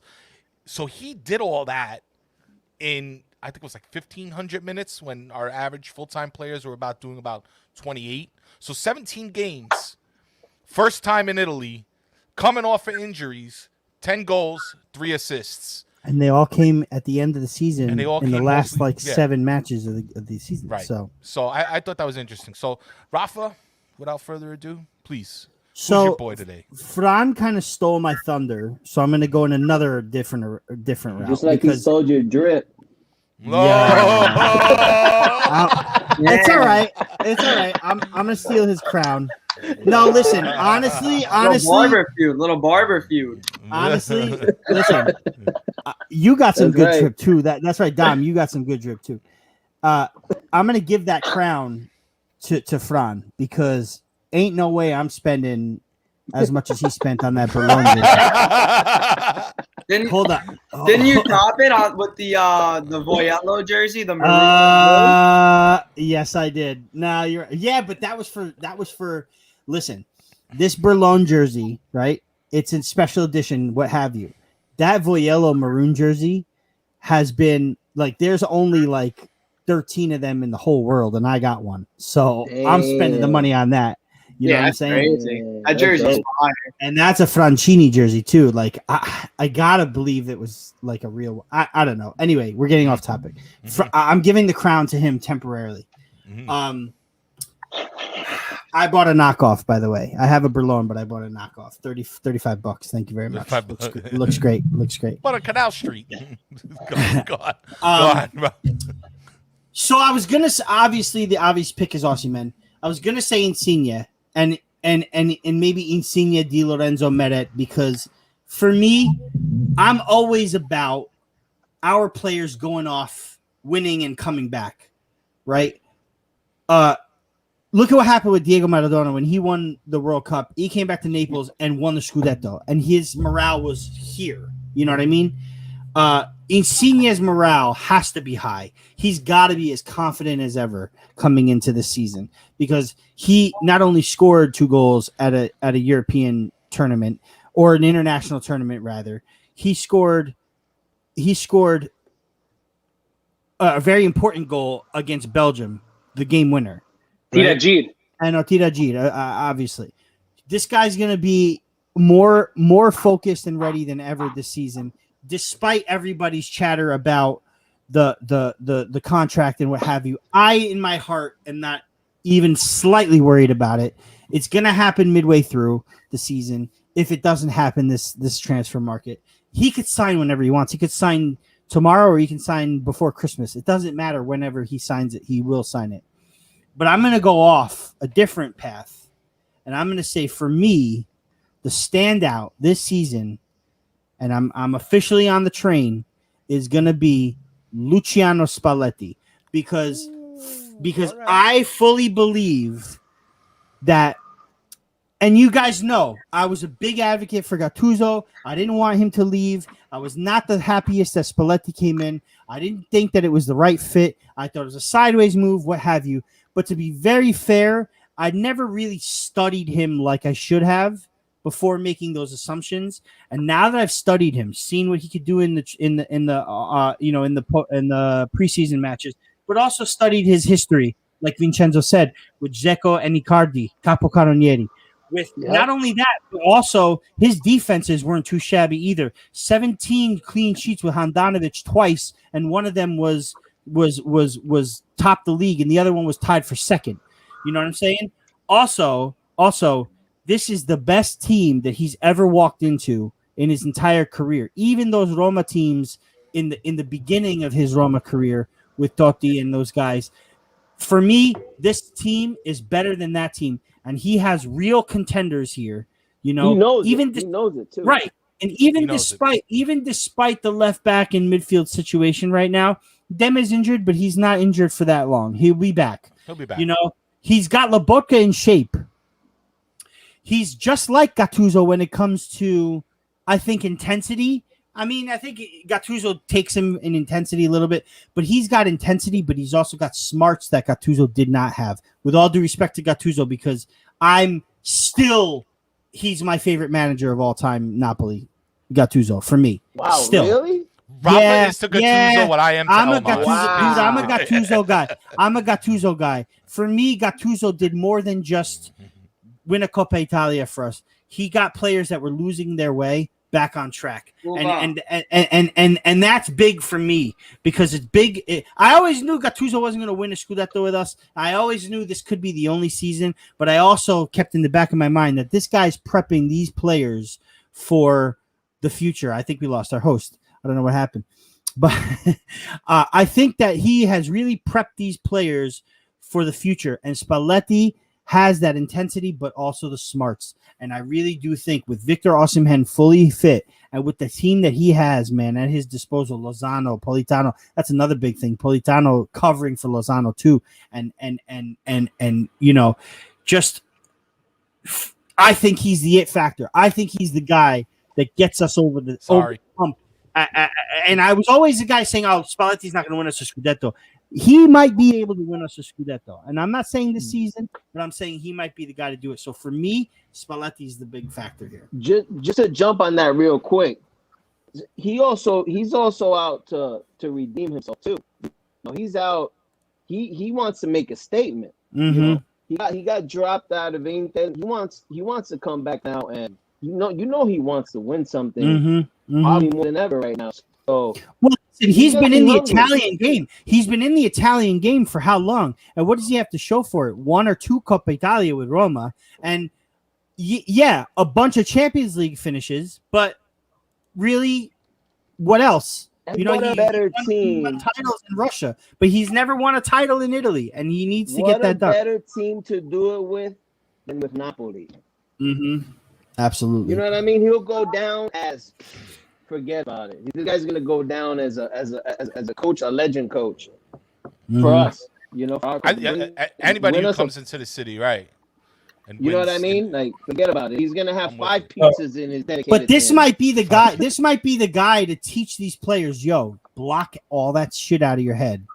Anything that's negative, anything that's eating you up inside, you gotta block it out because we have a job to do. You know, and. Now, I don't doubt that that's what Gattuso did too, but he also has the tactical smarts on the field too, man. His weakness, though, is that he butts heads. He's known to butt heads with players, and it could disrupt the locker room. Yeah, we got to be careful. You're right. Let me jump in there because I had defended him on CalcioCast when we were speaking about him, and the one thing I saw about Spalletti was that. I understand with the ego, but remember, he doesn't have egos like Icardi, Cassano, Totti in the locker room right now. True. You know, he doesn't have to deal with that. At the same time, hey, there he is. Big link up. That's all right. You'll be on soon. Yeah. He's number 1 on the list. He's number one on the list. Oh, no. He's on my list too. No, yeah. I told you before we went on the air. I was fighting with Salad, but we weren't fighting. He actually showed me some respect instead of those other scum, idiot, degenerate, loser, morons on Twitter who actually said, "Well, then you should just die." What a bunch of morons, right? I mean, you say something like, "Oh, I bet."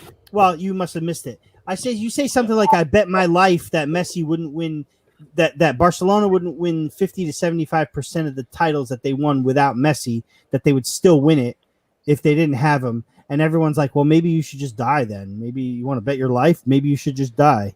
It's like, dude, you say that to the wrong person. You say that to the wrong person. Like, I don't care. It bounces right off me. I don't give a shit.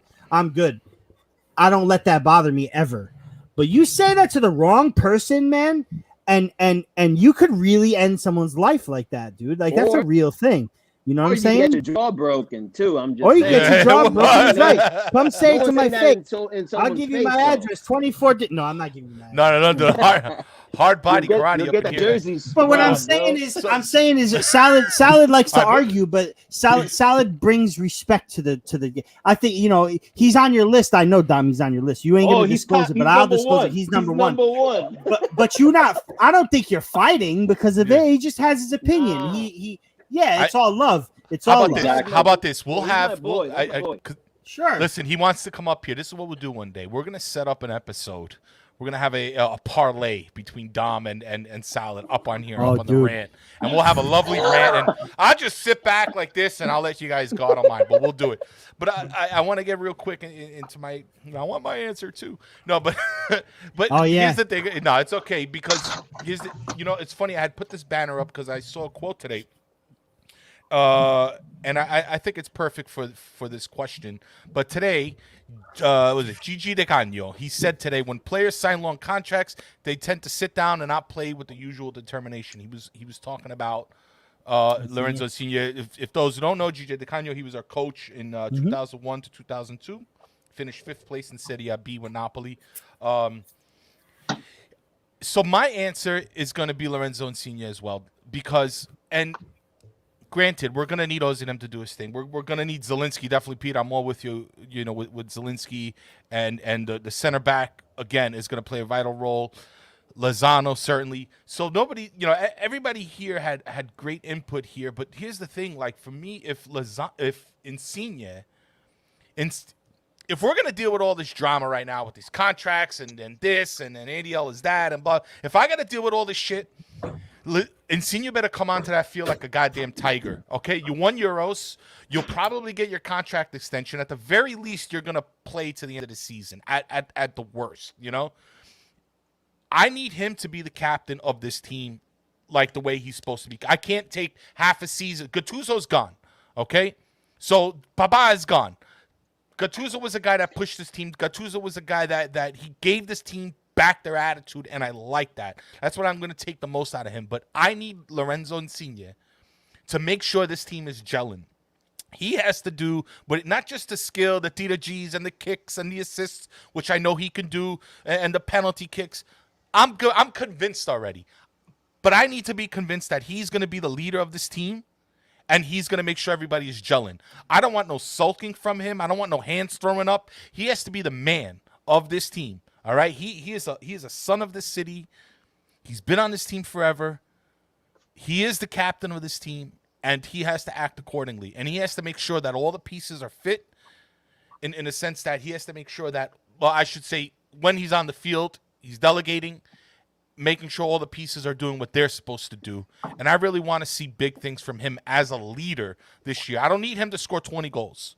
I don't need him to get, 400 assists.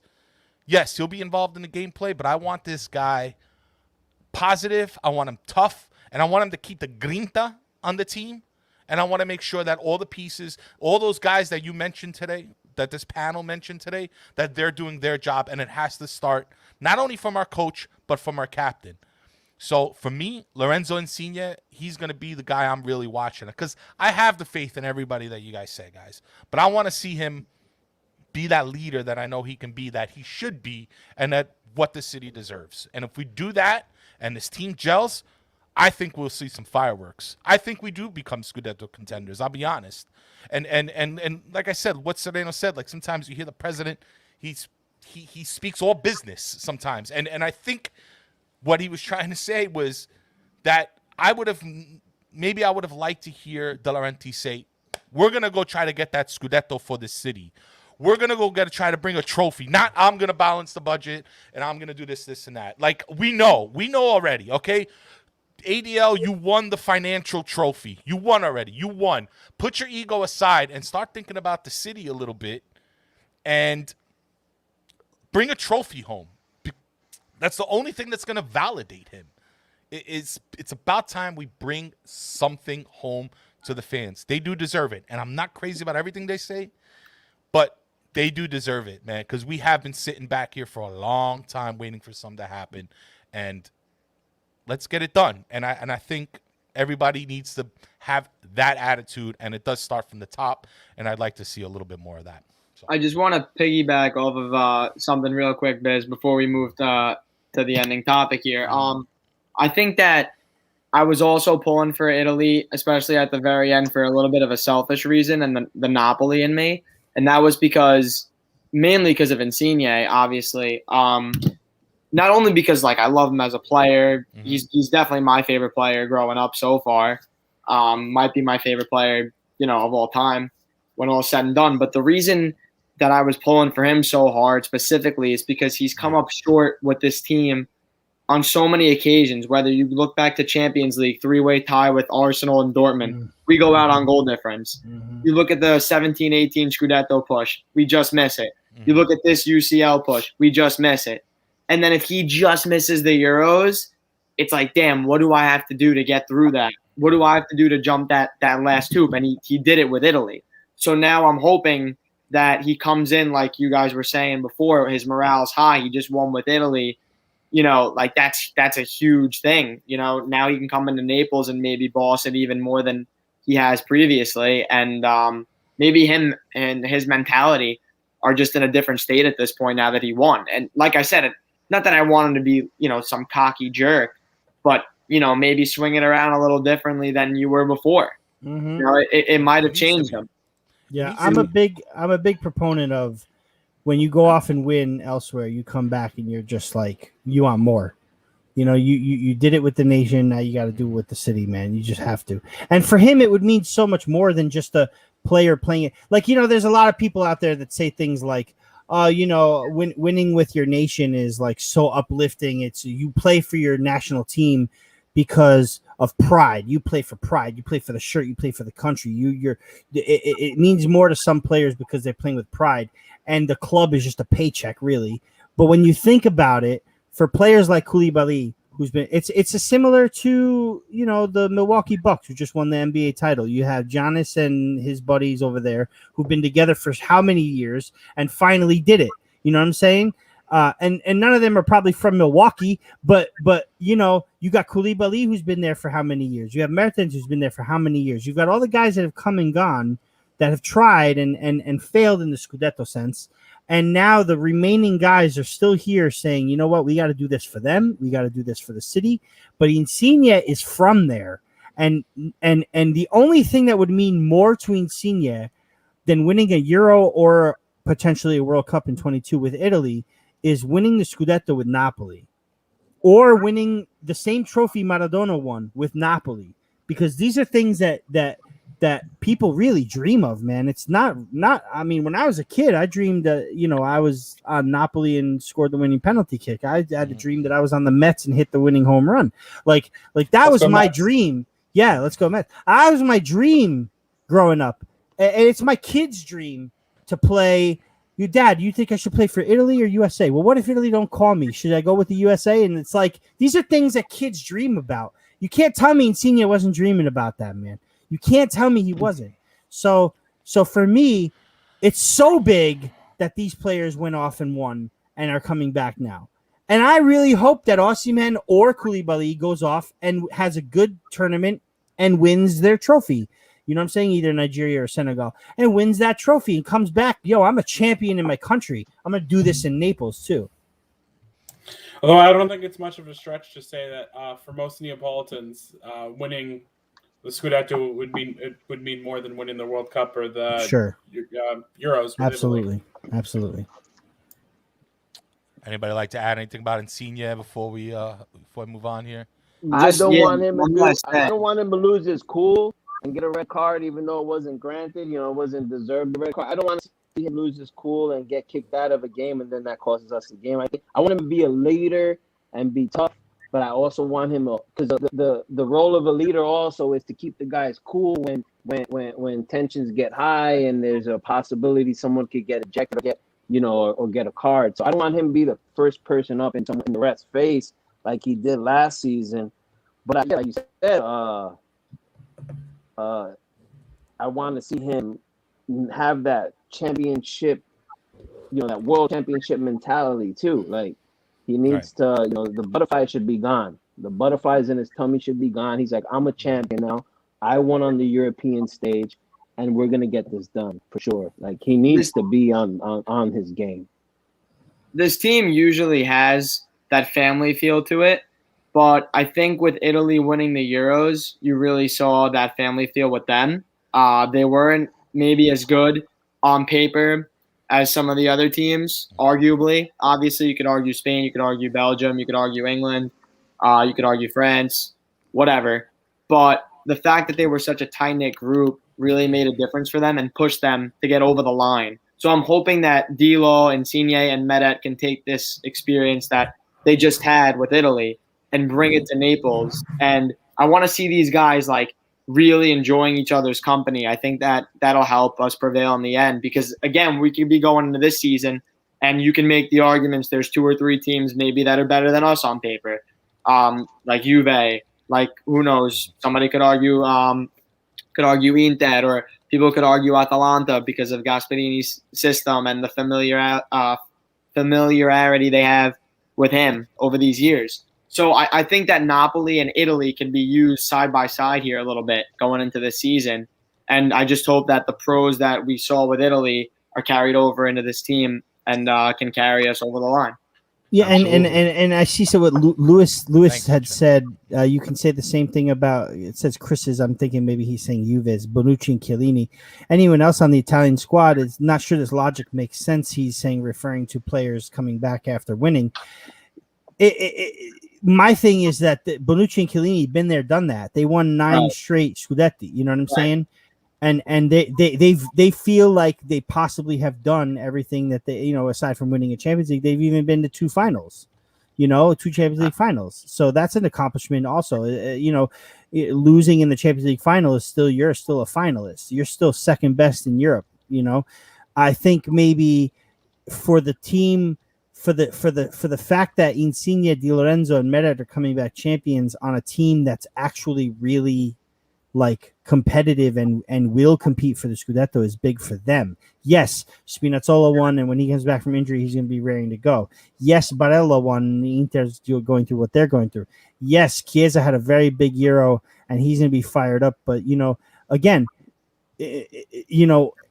I'm just saying I ain't worried about them. I'm not worried about but Insigne comes back to a team that's been contending for a long, long, long time, and finally, that might be the mentality he needs to grow as a person and a player at 30 years old. You know what I mean?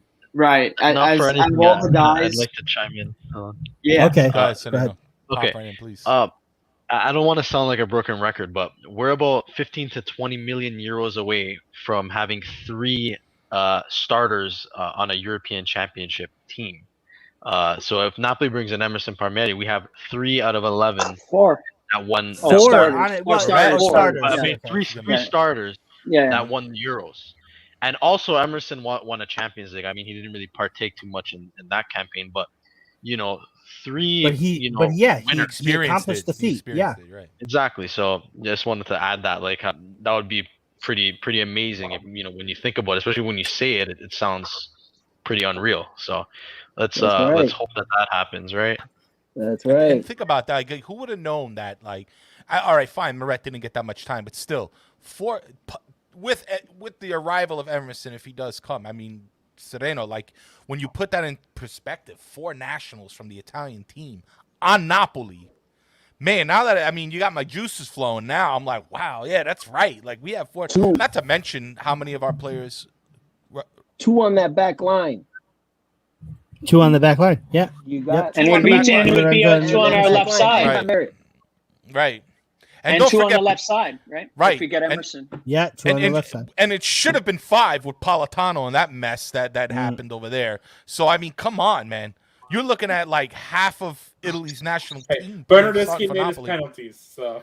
Yeah, right. At least he did his job, I guess. But yeah, I think Rafa made a good point.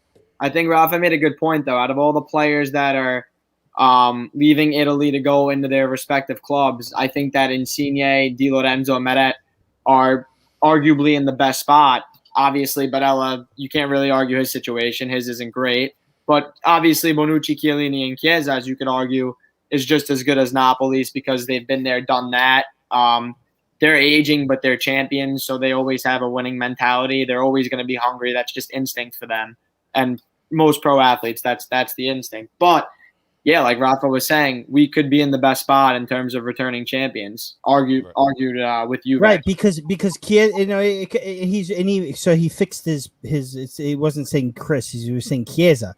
So Chiesa's situation to me is that he's a young player who's coming in and he's already a winner. So he'll have that mentality of winning mentality, but Insigne's a 30-year-old who's had the mentality of just coming up short.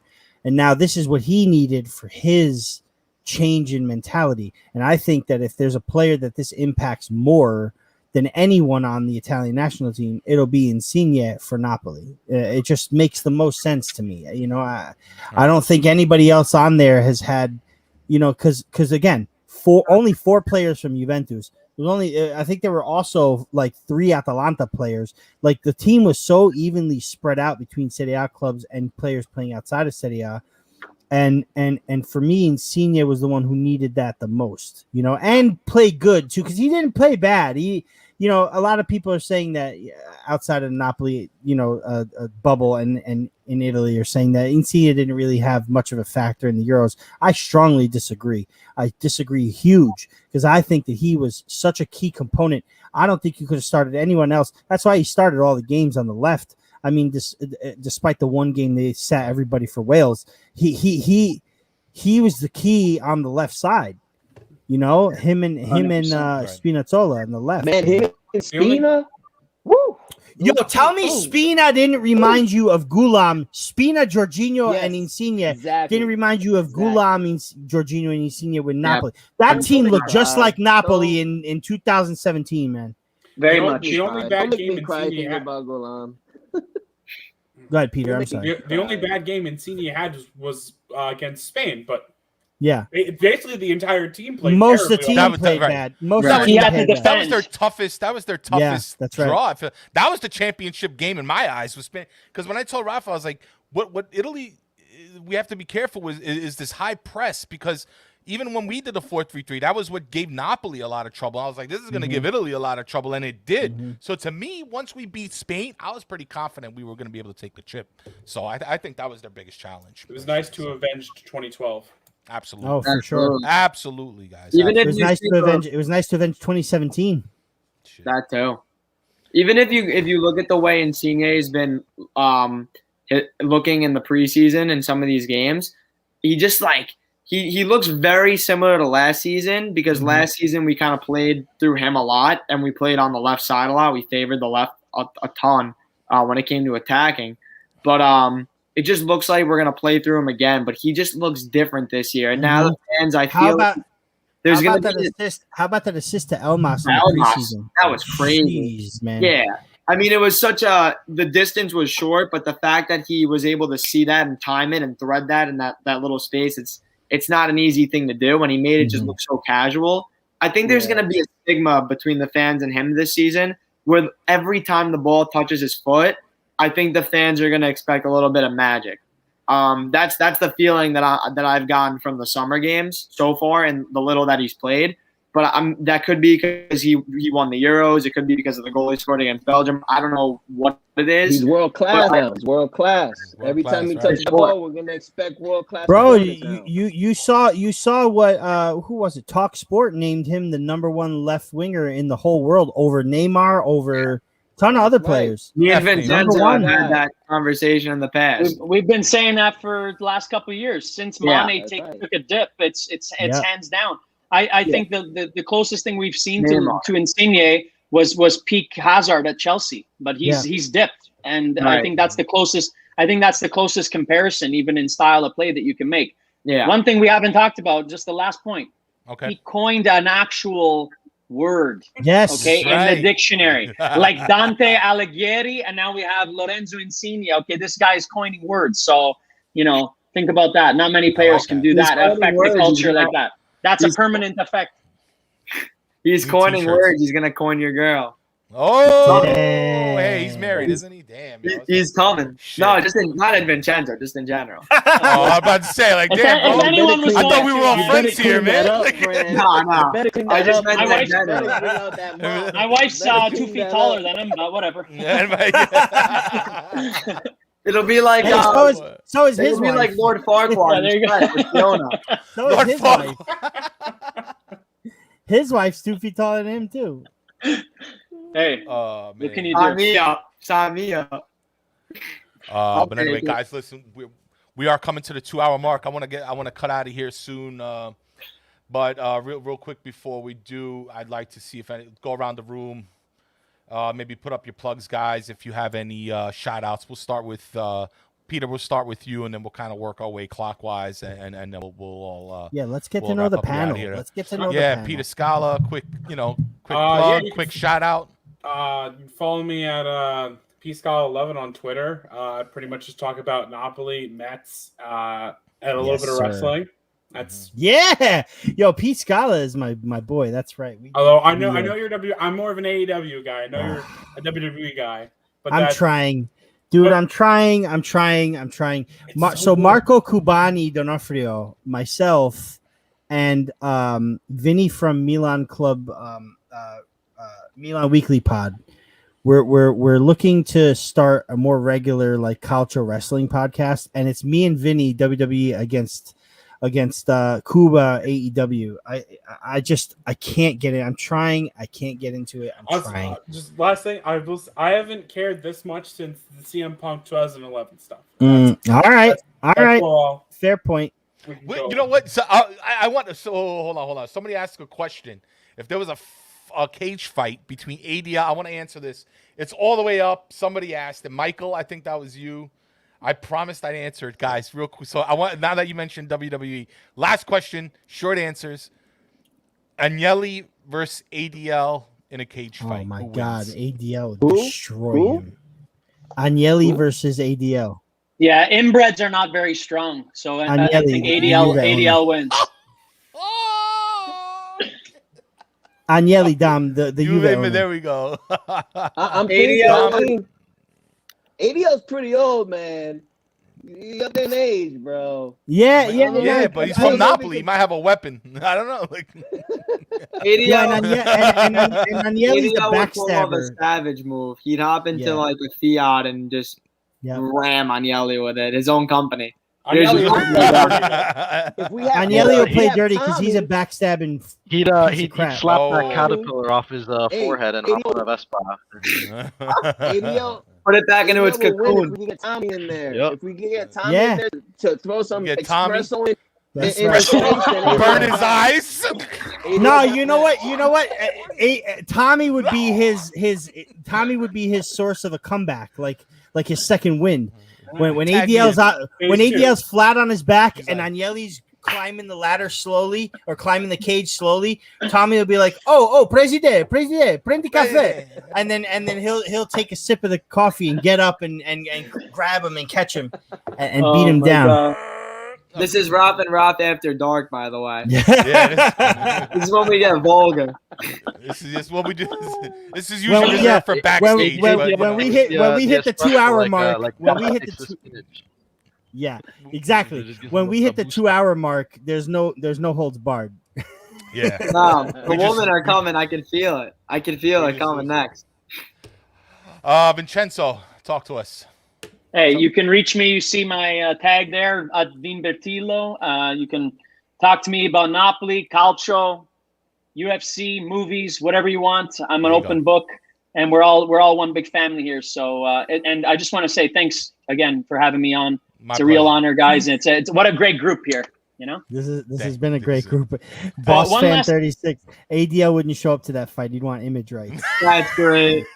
Agnelli would be hiding behind Nedved. Yo, Nedved. Lewis. Look at Lewis. Like, does Agnelli know the referee? Know the referee. Agnelli would have the ref in his back pocket. What else is new? I'll tell you what happened. Agnelli is climbing the cage, right? And ADL's crawling because the point of a cage match, you got to escape the cage first. So ADL is crawling to get to the door. He's trying to get out of the cage, and the referee like storms over him and shuts the door in ADL's head, and that's how Agnelli wins. And come to find out, the ref and Agnelli are together. Exactly. I like The ref was Nedved all starts along. getting comfortable. Yo, Salad is savage here. We need to get off before Fran Rafa starts brought getting up comfortable. Rafa brought up Jenny, that on Jetty, and now Oh, Jenny, baby. Right? we're about to take off. Oh man, hang a prosciutto from the top of the cage. Yo, prosciutto on the ladder. Prosciutto on a pole match. A little sorpresal or something. Francesco, talk to us, man. Where can we find you? You want to give a shout out? Yeah, just shout out to the Napoli community in general. I found that through the pandemic, I've said this a bunch of times, but I feel like I've gotten the closest to the Napoli community during the pandemic. So that's a positive that I'm going to take away from the pandemic. And it's really nice talking to you guys. It's nice knowing that we've got a nice tight-knit community.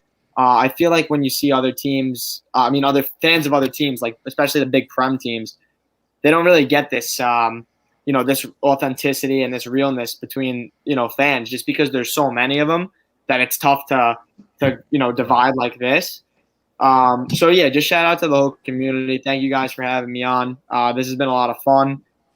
If you want to see some sick, twisted tweets, you want to see some really bipolar tweets, follow Emotionally me charged. Yeah, follow me at Partenopei, the typically emotionally charged Napolitan, I guess. I forgot to put my tag in here, but it's all right. We'll get it out there for you guys. I love it. Sereno? All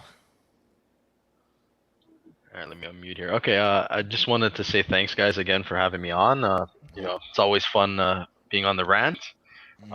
First of all, I just wanted to plug the Napoli Club Toronto. Obviously, me and Carmine and myself both run the club here in Toronto. So and you're making some moves, yes.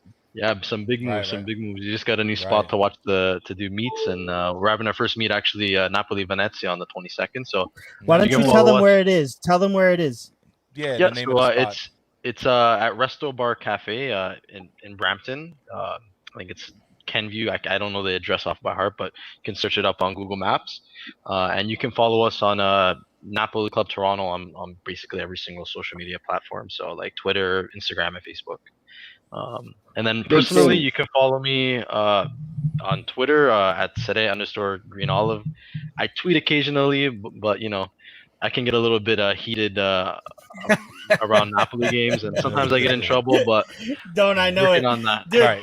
Just keep your hands and feet away from his mouth. You'll be fine. Listen, I got into the habit of when Napoli plays, I put my phone in another room and I just that's lock it. Up. You have to, man. Listen, if it wasn't for most of the time I'm tweeting for Far From Vesuvius during it, I would rather shut my phone off and not even know where it is for 2 hours. Absolutely. Honestly. Even the chats, I can't even do the chats anymore. Exactly. Too heated. Dom, we got to start like Napoli yoga for everybody. I feel like we Dom really do. I think that's the next step in our physical exercise adventure here. But Dom, talk to us, Dom. I got lost in you guys' stories. What's the end? No, what are we doing? Hey, just give your plug. Just plug yourself. Out, just, like to give a shout out. Well, Whoa. He turned into a transformer for a second. Oh, God. No, too much here. On point. Who is that? We're good now. I don't know if you're still hearing it, but we're good. Yeah, it was kind of throwing me off, kind of throwing my life off, bro. What's going on, dude? Anyways, it's the chip that they put in the vaccine. That's right. It's the chip that they put in the vaccine. It's coming too. Oh, man. They're listening. They're listening. They're listening, Dom. My computer's overheating. Let's speed this up. No, Dom, go ahead, man. Finish. I just want to give a shout out. I love Napoli Twitter, man. I met a lot of people. Just like Francesco was saying, since the pandemic. I've had my account for since 2016, but I wasn't really active. I get on there, see what's going on, but I really met a lot of people since the pandemic, and I've met people not only in Napoli Twitter, but Calcio. I met cool Juventus fans, believe it or not. They exist. They exist. Yeah, no, I've met awesome people for awesome Roma fans that really, they really, my whole brother situation, being a Roma fan, they ask me about my brother all the time. Lazio fans, you name it. But I really do enjoy what we have going on. We are used to being the underdogs, which I love. And when we win the title, we're going to enjoy that more than any other club has ever enjoyed that in Serie A, because we're going to be partying for months. And I really hope not gonna stop. And I really hope that we can somehow find a way to get together for it. You know what I'm saying? Like, if we don't get together at all this year because of whatever's going on, hopefully by next May, if it's our time to celebrate, we can celebrate together in person, and it would be great. For real. Yeah, now you know where to find me. Damo Puzzo is my Twitter, and And Dom, what do you do for a living, baby? What do you do for a living? Come on, you got to talk about that for a second. I do some chopping up. You chop it up a little bit, right? You chop it up, baby, right? I build people up with a fresh haircut. I do eyebrows too. I do it all. You know what I mean? So yeah, you already my brother, Raff. Me and absolutely in the barber life. That's barber right. Love going on. Barber love. That's baby. why I jumped on those. That's why I jumped on all those attackers that you had earlier on Twitter, man. Go at it. You know what I mean? That's right. Silent after dark. Don't pump my tires like that, man. I appreciate it. Bro, Dom, what do you think, man? Napoli barbershop, somewhere in the middle of where we're at, or if you ever move back to New York, Napoli barbershop. What do you think? Yeah, bro, that would be a hitter, bro. Yeah, that would be. We'll charge Juventus fans double. That's right. All right. They have to pay the Italian payroll tax. Exactly. They have to cover the tax. Oh, I think we lost them. Oh man, that was it.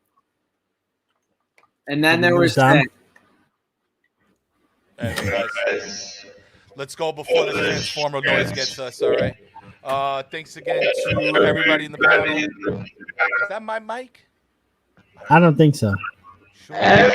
Since I unmute, I think how that's possible, though. Anyway, we out of here.